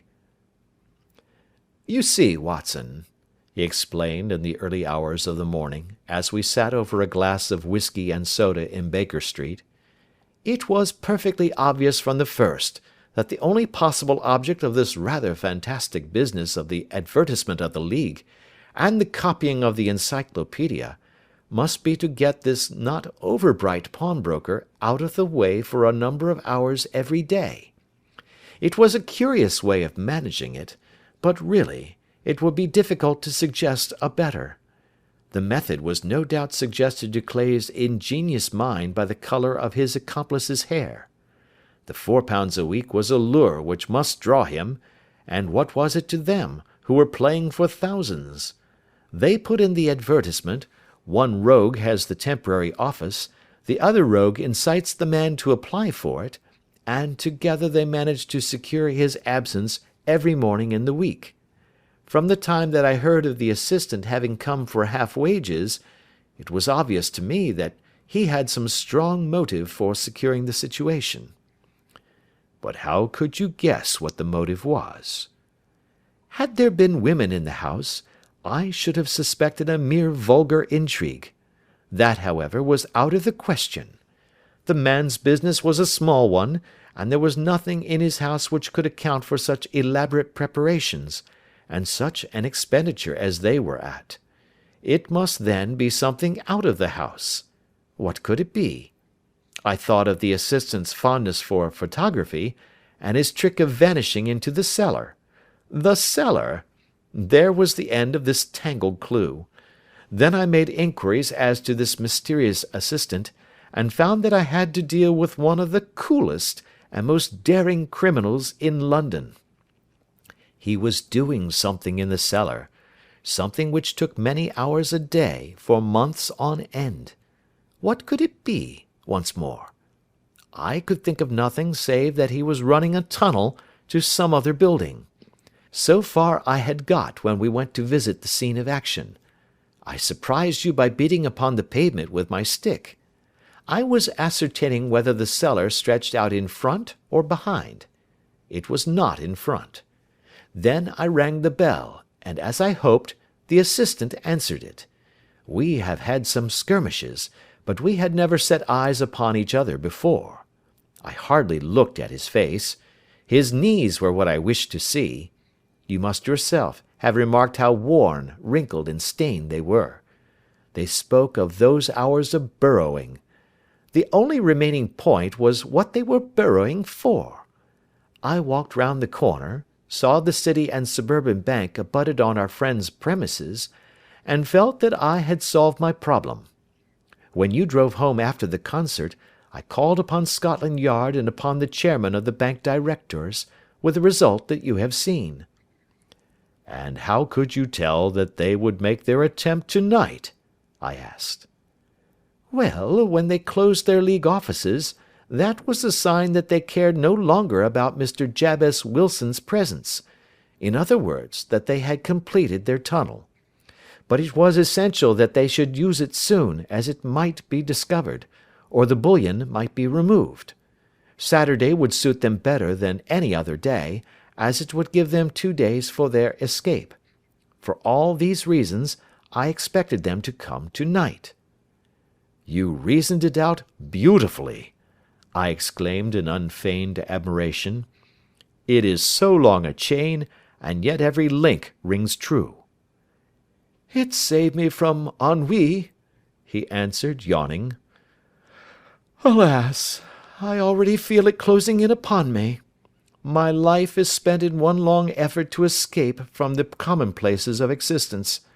These little problems help me to do so. And you are a benefactor of the race, said I. He shrugged his shoulders. Well, perhaps, after all, it is of some little use, he remarked. L'homme c'est rien, l'œuvre c'est tout, as Gustave Flaubert wrote to George Sand. End of Adventure 2.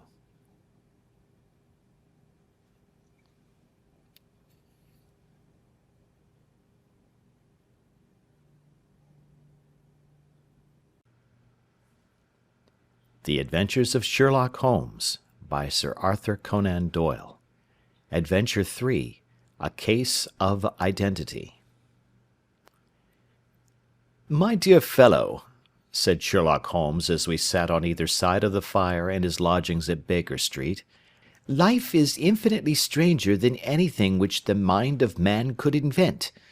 We would not dare to conceive the things which are really mere commonplaces of existence. If we could fly out of that window hand in hand, hover over this great city, gently remove the roofs, and peep in at the queer things which are going on, the strange coincidences, the plannings, the cross-purposes, the wonderful chains of events, working through generations, and leading to the most outré results, it would make all fiction with its conventionalities and foreseen conclusions most stale and unprofitable. And yet I am not convinced of it, I answered. The cases which come to light in the papers are, as a rule, bald enough and vulgar enough. We have in our police reports realism pushed to its extreme limits, and yet the result is, it must be confessed, neither fascinating nor artistic. A certain selection and discretion must be used in producing a realistic effect, remarked Holmes. This is wanting in the police report, where more stress is laid, perhaps, upon the platitudes of the magistrate than upon the details, which to an observer contain the vital essence of the whole matter. Depend upon it, there is nothing so unnatural as the commonplace. I smiled and shook my head. I can quite understand your thinking so, I said. Of course, in your position of unofficial adviser and helper to everybody who is absolutely puzzled throughout 3 continents, you are brought in contact with all that is strange and bizarre. But here," I picked up the morning paper from the ground, "let us put it to a practical test. Here is the first heading upon which I come: A husband's cruelty to his wife. There is half a column of print, but I know without reading it that it is all perfectly familiar to me. There is, of course, the other woman, the drink, the push, the blow, the bruise, the sympathetic sister or landlady. The crudest of writers could invent nothing more crude." "Indeed, your example is an unfortunate one for your argument," said Holmes, taking the paper and glancing his eye down it. "This is the Dundas separation case, and, as it happens, I was engaged in clearing up some small points in connection with it. The husband was a teetotaler. There was no other woman, and the conduct complained of was that he had drifted into the habit of winding up every meal by taking out his false teeth and hurling them at his wife, which, you will allow, is not an action likely to occur to the imagination of the average story-teller. Take a pinch of snuff, Doctor, and acknowledge that I have scored over you in your example." He held out his snuff-box of old gold, with a great amethyst in the centre of the lid. Its splendour was in such contrast to his homely ways and simple life that I could not help commenting upon it.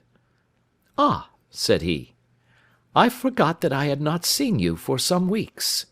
It is a little souvenir from the King of Bohemia, in return for my assistance in the case of the Irene Adler papers." "And the ring?"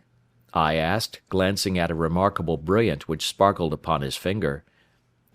"It was from the reigning family of Holland, though the matter in which I served them was of such delicacy that I cannot confide it even to you, who have been good enough to chronicle 1 or 2 of my little problems." "And have you any on hand just now?" I asked with interest. "Some 10 or 12, but none which present any feature of interest. They are important, you understand, without being interesting. Indeed, I have found that it is usually in unimportant matters that there is a field for the observation, and for the quick analysis of cause and effect which gives the charm to an investigation. The larger crimes are apt to be the simpler, for the bigger the crime, the more obvious, as a rule, is the motive. In these cases, save for one rather intricate matter which has been referred to me from Marseilles, there is nothing which presents any features of interest. It is possible, however, that I may have something better before very many minutes are over, for this is one of my clients, or I am much mistaken." He had risen from his chair and was standing between the parted blinds, gazing down into the dull, neutral-tinted London street. Looking over his shoulder, I saw that on the pavement opposite there stood a large woman with a heavy fur boa round her neck, and a large curling red feather in a broad-brimmed hat, which was tilted in a coquettish Duchess of Devonshire fashion over her ear. From under this great panoply she peeped up in a nervous, hesitating fashion at our windows, while her body oscillated backward and forward, and her fingers fidgeted with her glove buttons. Suddenly, with a plunge, as of the swimmer who leaves the bank, she hurried across the road, and we heard the sharp clang of the bell. "I have seen those symptoms before," said Holmes, throwing his cigarette into the fire. "Oscillation upon the pavement always means an affaire à coeur. She would like advice, but it is not sure that the matter is not too delicate for communication. And yet even here we may discriminate. When a woman has been seriously wronged by a man she no longer oscillates, and the usual symptom is a broken bell wire. Here we may take it that there is a love matter, but that the maiden is not so much angry as perplexed or grieved. But here she comes in person to resolve our doubts." As he spoke there was a tap at the door, and the boy in buttons entered to announce Miss Mary Sutherland, while the lady herself loomed behind his small black figure like a full-sailed merchantman behind a tiny pilot boat. Sherlock Holmes welcomed her with the easy courtesy for which he was remarkable, and having closed the door and bowed her into an armchair, he looked her over in the minute yet abstracted fashion which was peculiar to him. "Do you not find," he said, "that with your short sight it is a little trying to do so much typewriting?" "I did at first," she answered, "but now I know where the letters are without looking." Then, suddenly realizing the full purport of his words, she gave a violent start and looked up, with fear and astonishment upon her broad, good-humoured face. "You've heard about me, Mr. Holmes," she cried. "Else how could you know all that?" "Ha! Never mind," said Holmes, laughing. "It is my business to know things. Perhaps I have trained myself to see what others overlook. If not, why should you come to consult me?" "I came to you, sir, because I heard of you from Mrs. Etheridge, whose husband you found so easy when the police and everyone had given him up for dead. Oh, Mr. Holmes, I wish you would do as much for me. I'm not rich, but still I have 100 a year in my own right, besides the little that I make by the machine, and I would give it all to know what has become of Mr. Hosmer Angel." "Why did you come away to consult me in such a hurry?" asked Sherlock Holmes, with his finger-tips together and his eyes to the ceiling. Again a startled look came over the somewhat vacuous face of Miss Mary Sutherland.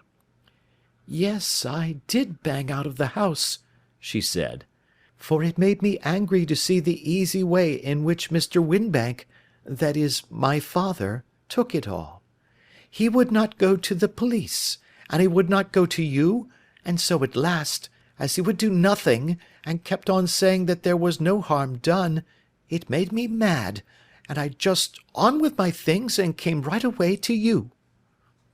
"Your father?" said Holmes. "Your stepfather, surely, since the name is different."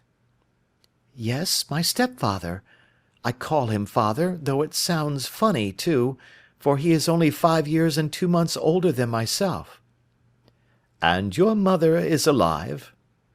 "Oh, yes, mother is alive and well.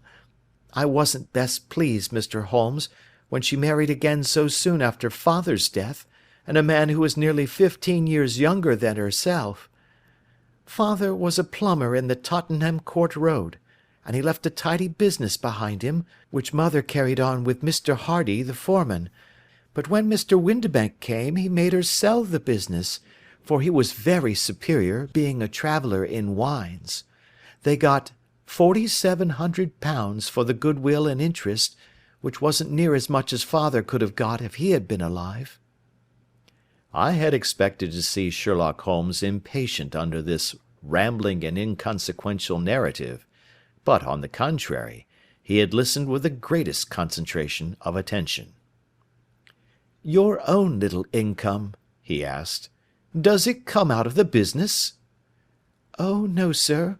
It is quite separate and was left me by my Uncle Ned in Auckland. It is in New Zealand stock, paying 4.5%. £2,500 was the amount, but I can only touch the interest." "You interest me extremely," said Holmes, "and since you draw so large a sum as 100 a year, with what you earn into the bargain, you no doubt travel a little and indulge yourself in every way. I believe that a single lady can get on very nicely upon an income of about £60.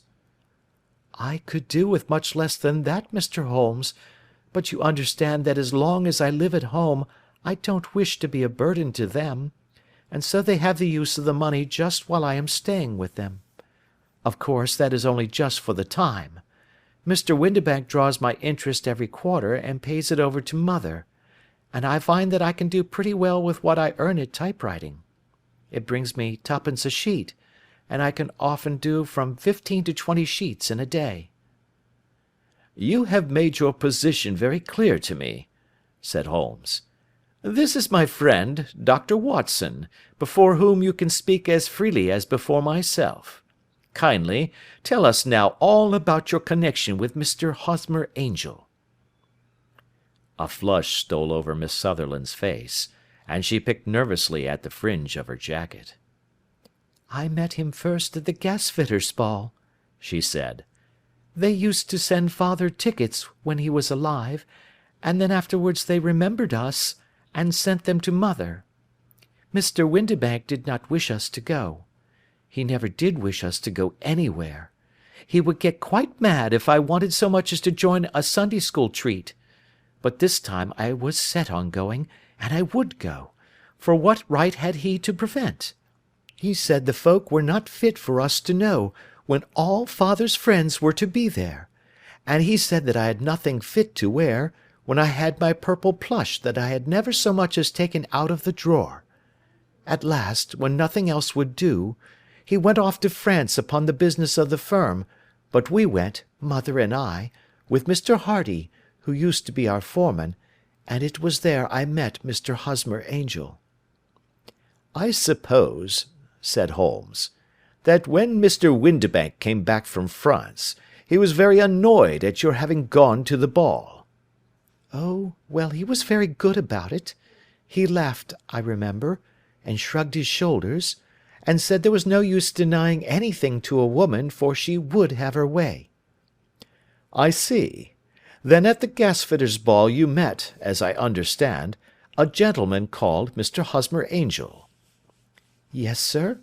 I met him that night, and he called next day to ask if we had got home all safe, and after that we met him.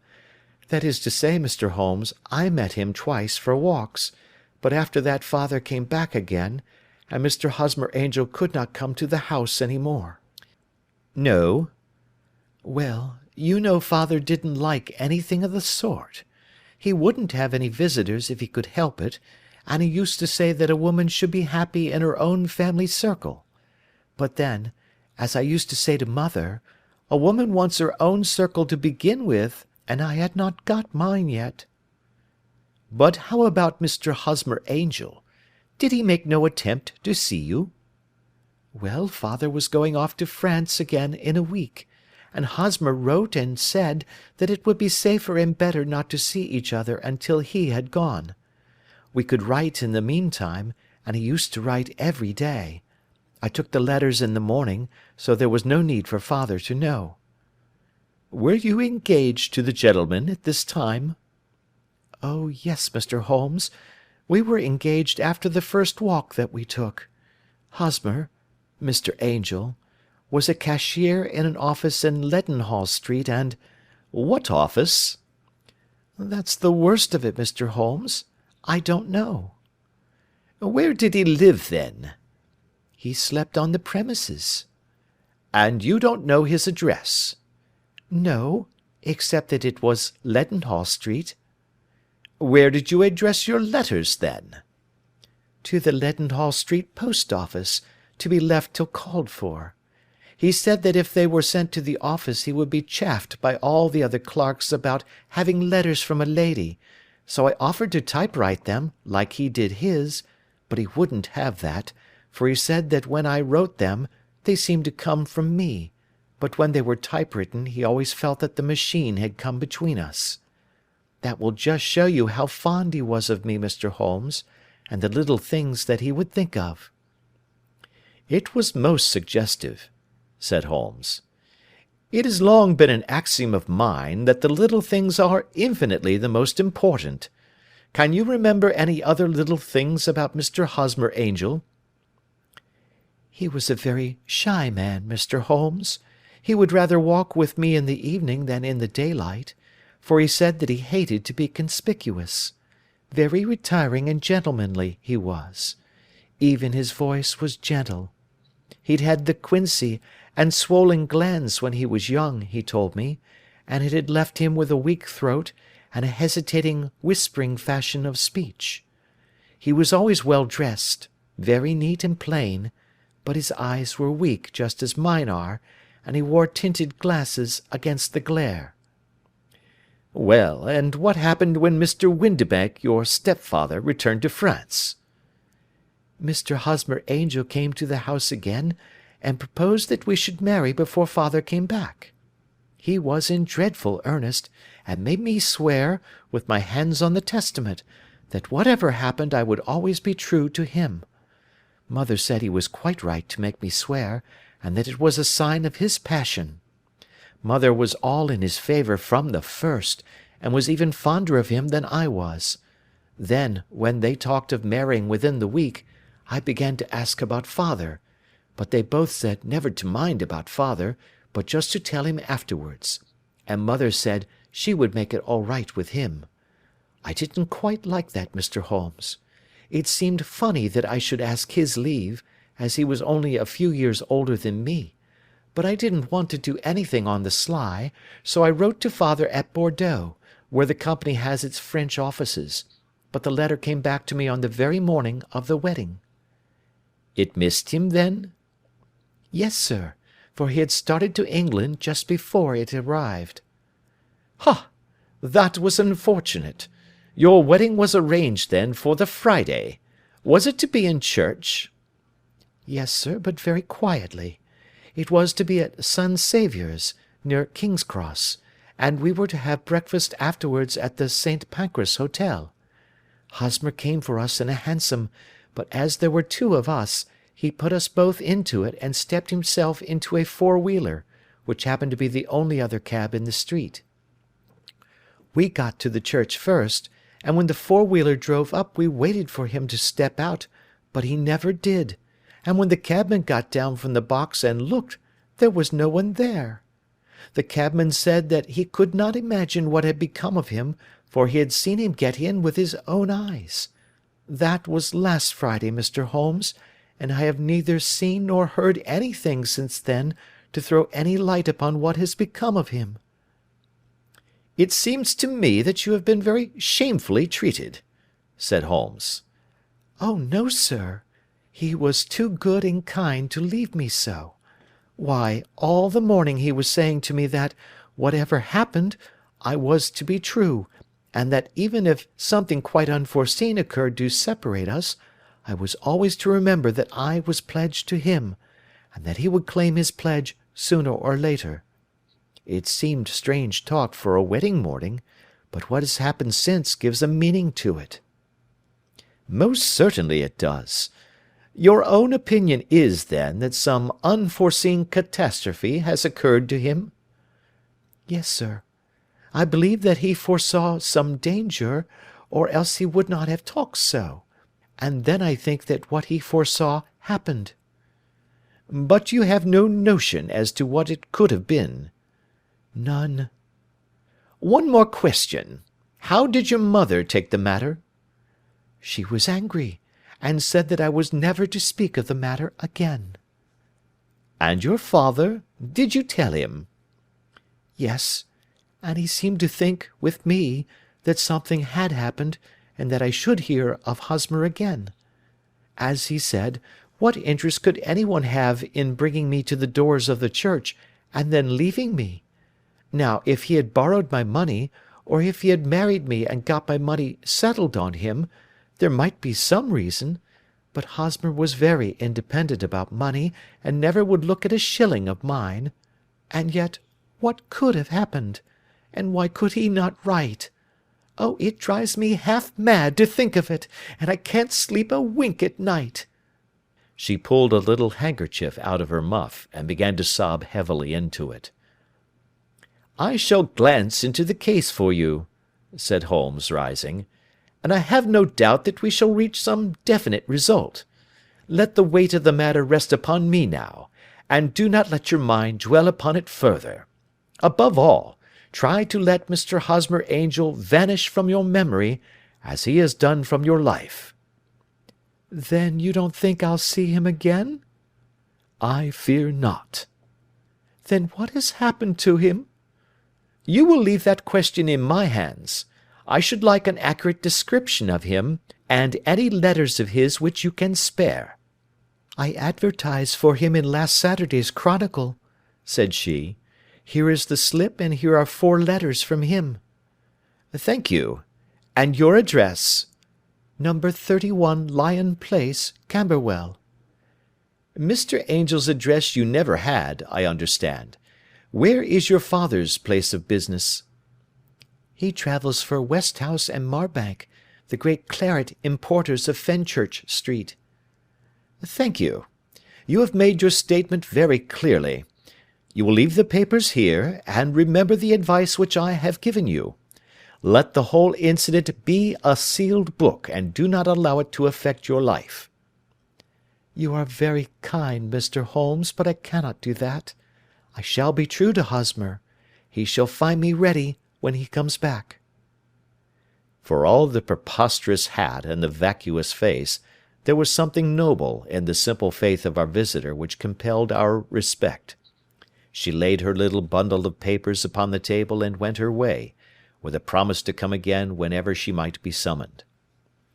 Sherlock Holmes sat silent for a few minutes with his finger-tips still pressed together, his legs stretched out in front of him, and his gaze directed upward to the ceiling. Then he took down from the rack the old and oily clay pipe, which was to him as a counsellor, and, having lit it, he leaned back in his chair, with the thick blue cloud-wreaths spinning up from him, and a look of infinite languor in his face. "Quite an interesting study, that maiden," he observed. "I found her more interesting than her little problem, which, by the way, is rather a trite one. You will find parallel cases, if you consult my index, in Andover in '77, and there was something of the sort at The Hague last year.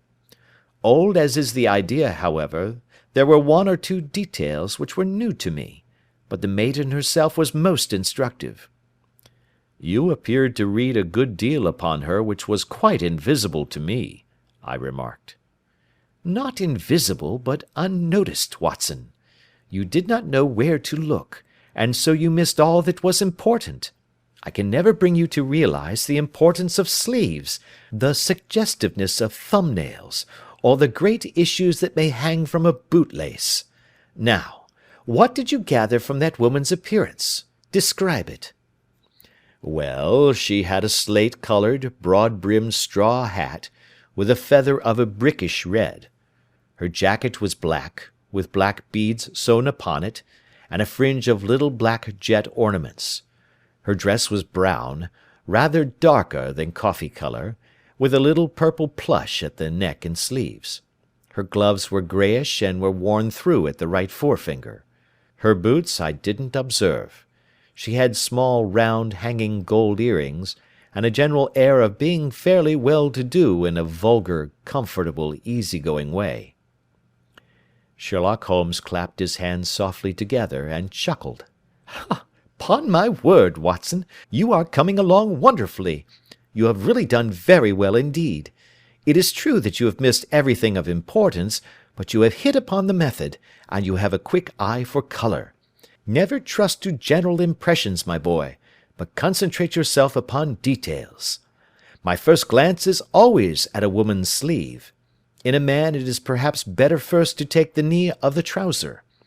As you observe, this woman had plush upon her sleeves, which is a most useful material for showing traces.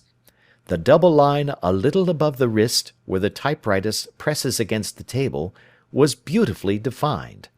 The sewing machine, of the hand type, leaves a similar mark, but only on the left arm, and on the side of it farthest from the thumb, instead of being right across the broadest part, as this was.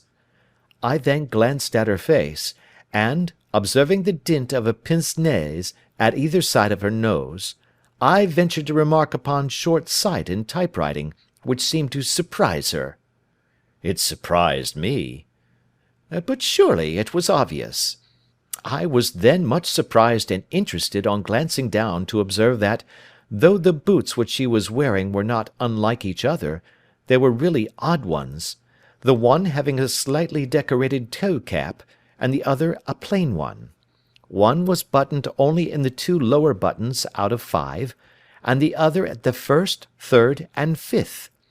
Now, when you see that a young lady, otherwise neatly dressed, has come away from home with odd boots, half buttoned, it is no great deduction to say that she came away in a hurry." "And what else?" I asked, keenly interested, as I always was, by my friend's incisive reasoning. I noted, in passing, that she had written a note before leaving home, but after being fully dressed. You observed that her right glove was torn at the forefinger, but you did not apparently see that both glove and finger were stained with violet ink. She had written in a hurry and dipped her pen too deep. It must have been this morning, or the mark would not remain clear upon the finger. All this is amusing, though rather elementary, but I must go back to business, Watson. Would you mind reading me the advertised description of Mr. Hosmer Angel? I held the little printed slip to the light. Missing, it said, on the morning of the 14th, a gentleman named Hosmer Angel, about 5 feet 7 inches in height, strongly built, sallow complexion, black hair, a little bald in the centre, bushy black side whiskers and moustache, tinted glasses, slight infirmity of speech, was dressed when last seen in black frock coat faced with silk, black waistcoat, gold Albert chain, and grey Harris tweed trousers with brown gaiters over elastic-sided boots, known to have been employed in an office in Leadenhall Street. Anybody bringing— "That will do," said Holmes. "As to the letters," he continued, glancing over them, "they are very commonplace. Absolutely no clue in them to Mr. Angel, save that he quotes Balzac once. There is one remarkable point, however, which will no doubt strike you." "They are typewritten," I remarked. "Not only that, but the signature is typewritten. Look at the neat little Hosmer Angel at the bottom. There is a date, you see, but no superscription except Leadenhall Street, which is rather vague. The point about the signature is very suggestive. In fact, we may call it conclusive." "Of what?" "My dear fellow, is it possible you do not see how strongly it bears upon the case?" "I cannot say that I do, unless it were that he wished to be able to deny his signature if an action for breach of promise were instituted." "No, that was not the point. However, I shall write 2 letters, which should settle the matter.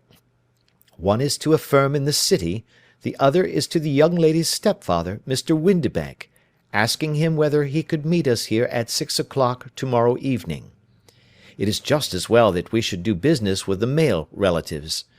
And now, doctor, we can do nothing until the answers to those letters come, so we may put our little problem upon the shelf for the interim."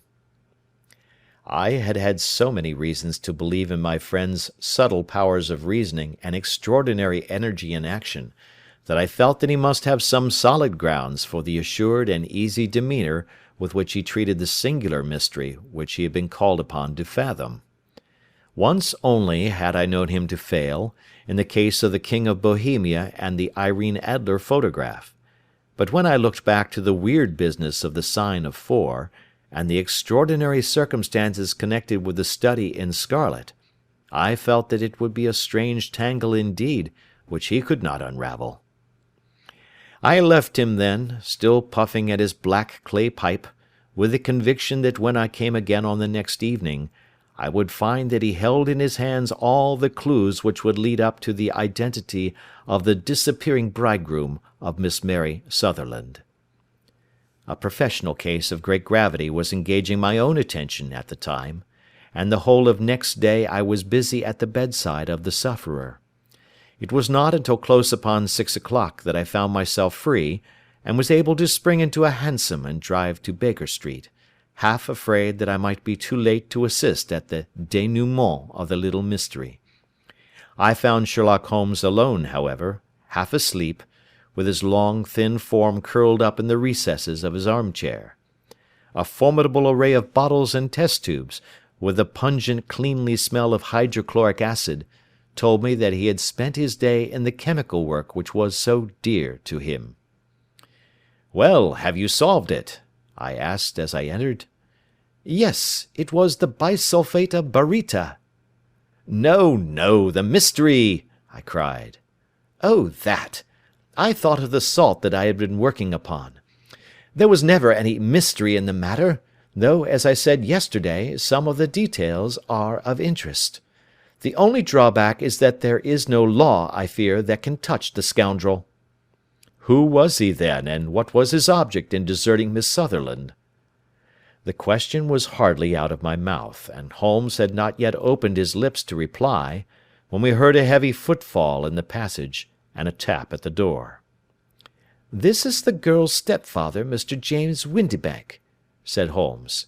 "He has written to me to say that he would be here at 6. Come in." The man who entered was a sturdy, middle-sized fellow, some 30 years of age, clean-shaven, and sallow-skinned, with a bland, insinuating manner, and a pair of wonderfully sharp and penetrating grey eyes. He shot a questioning glance at each of us, placed his shiny top-hat upon the sideboard, and with a slight bow sidled down into the nearest chair. "Good evening, Mr. James Windibank," said Holmes. "I think that this typewritten letter is from you, in which you have made an appointment with me for 6 o'clock?" "Yes, sir. I am afraid that I am a little late, but I am not quite my own master, you know. I am sorry that Miss Sutherland has troubled you about this little matter, for I think it is far better not to wash linen of the sort in public. It was quite against my wishes that she came, but she is a very excitable, impulsive girl, as you may have noticed, and she is not easily controlled when she has made up her mind on a point. Of course, I did not mind you so much, as you are not connected with the official police, but it is not pleasant to have a family misfortune like this noised abroad. Besides, it is a useless expense, for how could you possibly find this Hosmer Angel?" "On the contrary," said Holmes quietly, "I have every reason to believe that I will succeed in discovering Mr. Hosmer Angel." Mr. Windibank gave a violent start and dropped his gloves. "I am delighted to hear it," he said. "It is a curious thing," remarked Holmes, "that a typewriter has really quite as much individuality as a man's handwriting. Unless they are quite new, no two of them write exactly alike. Some letters get more worn than others, and some wear only on one side. Now, you remark in this note of yours, Mr. Windibank, that in every case there is some little slurring over of the E, and a slight defect in the tail of the R. There are 14 other characteristics, but those are the more obvious." "We do all our correspondence with this machine at the office, and no doubt it is a little worn," our visitor answered, glancing keenly at Holmes with his bright little eyes. "And now I will show you what is really a very interesting study, Mr. Windibank," Holmes continued. "I think of writing another little monograph some of these days on the typewriter and its relation to crime. It is a subject to which I have devoted some little attention. I have here 4 letters which purport to come from the missing man. They are all typewritten. In each case, not only are the E's slurred and the R's tailless, but you will observe, if you care to use my magnifying lens, that the 14 other characteristics to which I have alluded are there as well." Mr. Windibank sprang out of his chair and picked up his hat. "I cannot waste time over this sort of fantastic talk, Mr. Holmes," he said. "If you can catch the man, catch him, and let me know when you have done it." "Certainly," said Holmes, stepping over and turning the key in the door. "I let you know then that I have caught him." "What? Where?" shouted Mr. Windibank, turning white to his lips and glancing about him like a rat in a trap. "Oh, it won't do. Really it won't," said Holmes suavely. "There is no possible getting out of it, Mr. Windibank. It is quite too transparent, and it was a very bad compliment when you said that it was impossible for me to solve so simple a question. That's right. Sit down and let us talk it over." Our visitor collapsed into a chair, with a ghastly face and a glitter of moisture on his brow. It's not actionable," he stammered. "I am very much afraid that it is not. But between ourselves, Windibank, it was as cruel and selfish and heartless a trick in a petty way as ever came before me. Now, let me just run over the course of events, and you will contradict me if I go wrong." The man sat huddled up in his chair, with his head sunk upon his breast, like one who is utterly crushed. Holmes stuck his feet up on the corner of the mantelpiece, and leaning back with his hands in his pockets, began talking, rather to himself, as it seemed, than to us. "The man married a woman very much older than himself for her money," said he, "and he enjoyed the use of the money of the daughter as long as she lived with them. It was a considerable sum, for people in their position, and the loss of it would have made a serious difference. It was worth an effort to preserve it. The daughter was of a good, amiable disposition, but affectionate and warm-hearted in her ways, so that it was evident that with her fair personal advantages, and her little income, she would not be allowed to remain single long. Now her marriage would mean, of course, the loss of 100 a year, so what does her stepfather do to prevent it? He takes the obvious course of keeping her at home, and forbidding her to seek the company of people of her own age. But soon he found that that would not answer for ever. She became restive, insisted upon her rights, and finally announced her positive intention of going to a certain ball. What does her clever stepfather do then? He conceives an idea more creditable to his head than to his heart. With the connivance and assistance of his wife, he disguised himself, covered those keen eyes with tinted glasses, masked the face with a moustache and a pair of bushy whiskers, sunk that clear voice into an insinuating whisper, and doubly secure on account of the girl's short sight, he appears as Mr. Hosmer Angel, and keeps off other lovers by making love himself." "It was only a joke at first," groaned our visitor. "We never thought that she would have been so carried away." "Very likely not. However that may be, the young lady was very decidedly carried away, and having quite made up her mind that her stepfather was in France, the suspicion of treachery never for an instant entered her mind. She was flattered by the gentleman's attentions, and the effect was increased by the loudly expressed admiration of her mother. Then Mr. Angel began to call, for it was obvious that the matter should be pushed as far as it would go if a real effect were to be produced. There were meetings, and an engagement, which would finally secure the girl's affections from turning towards any one else. But the deception could not be kept up for ever. These pretended journeys to France were rather cumbrous. The thing to do was clearly to bring the business to an end in such a dramatic manner that it would leave a permanent impression upon the young lady's mind, and prevent her from looking upon any other suitor for some time to come. Hence those vows of fidelity exacted upon a testament, and hence also the allusions to a possibility of something happening on the very morning of the wedding. James Windibank wished Miss Sutherland to be so bound to Hosmer Angel, and so uncertain as to his fate, that for 10 years to come, at any rate, she would not listen to another man. As far as the church door he brought her, and then, as he could go no farther, he conveniently vanished away by the old trick of stepping in at one door of a four-wheeler, and out at the other. I think that was the chain of events, Mr. Windibank." Our visitor had recovered something of his assurance while Holmes had been talking, and he rose from his chair now with a cold sneer upon his pale face. "It may be so, or it may not, Mr. Holmes," said he. "But if you are so very sharp, you ought to be sharp enough to know that it is you who are breaking the law now, and not me. I have done nothing actionable from the first, but as long as you keep that door locked, you lay yourself open to an action for assault and illegal constraint." "The law cannot, as you say, touch you," said Holmes, unlocking and throwing open the door. "Yet there never was a man who deserved punishment more.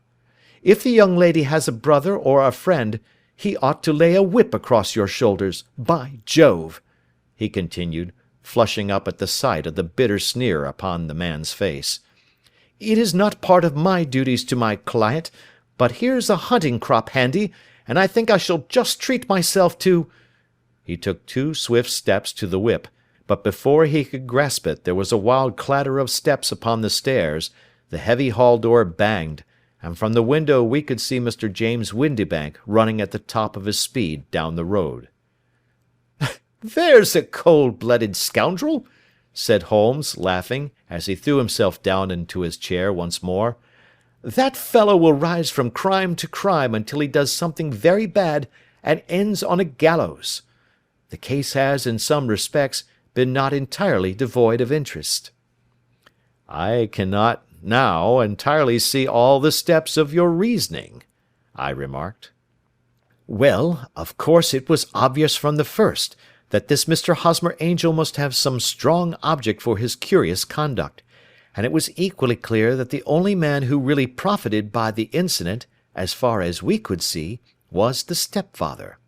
Then the fact that the 2 men were never together, but that the one always appeared when the other was away, was suggestive. So were the tinted spectacles and the curious voice, which both hinted at a disguise, as did the bushy whiskers.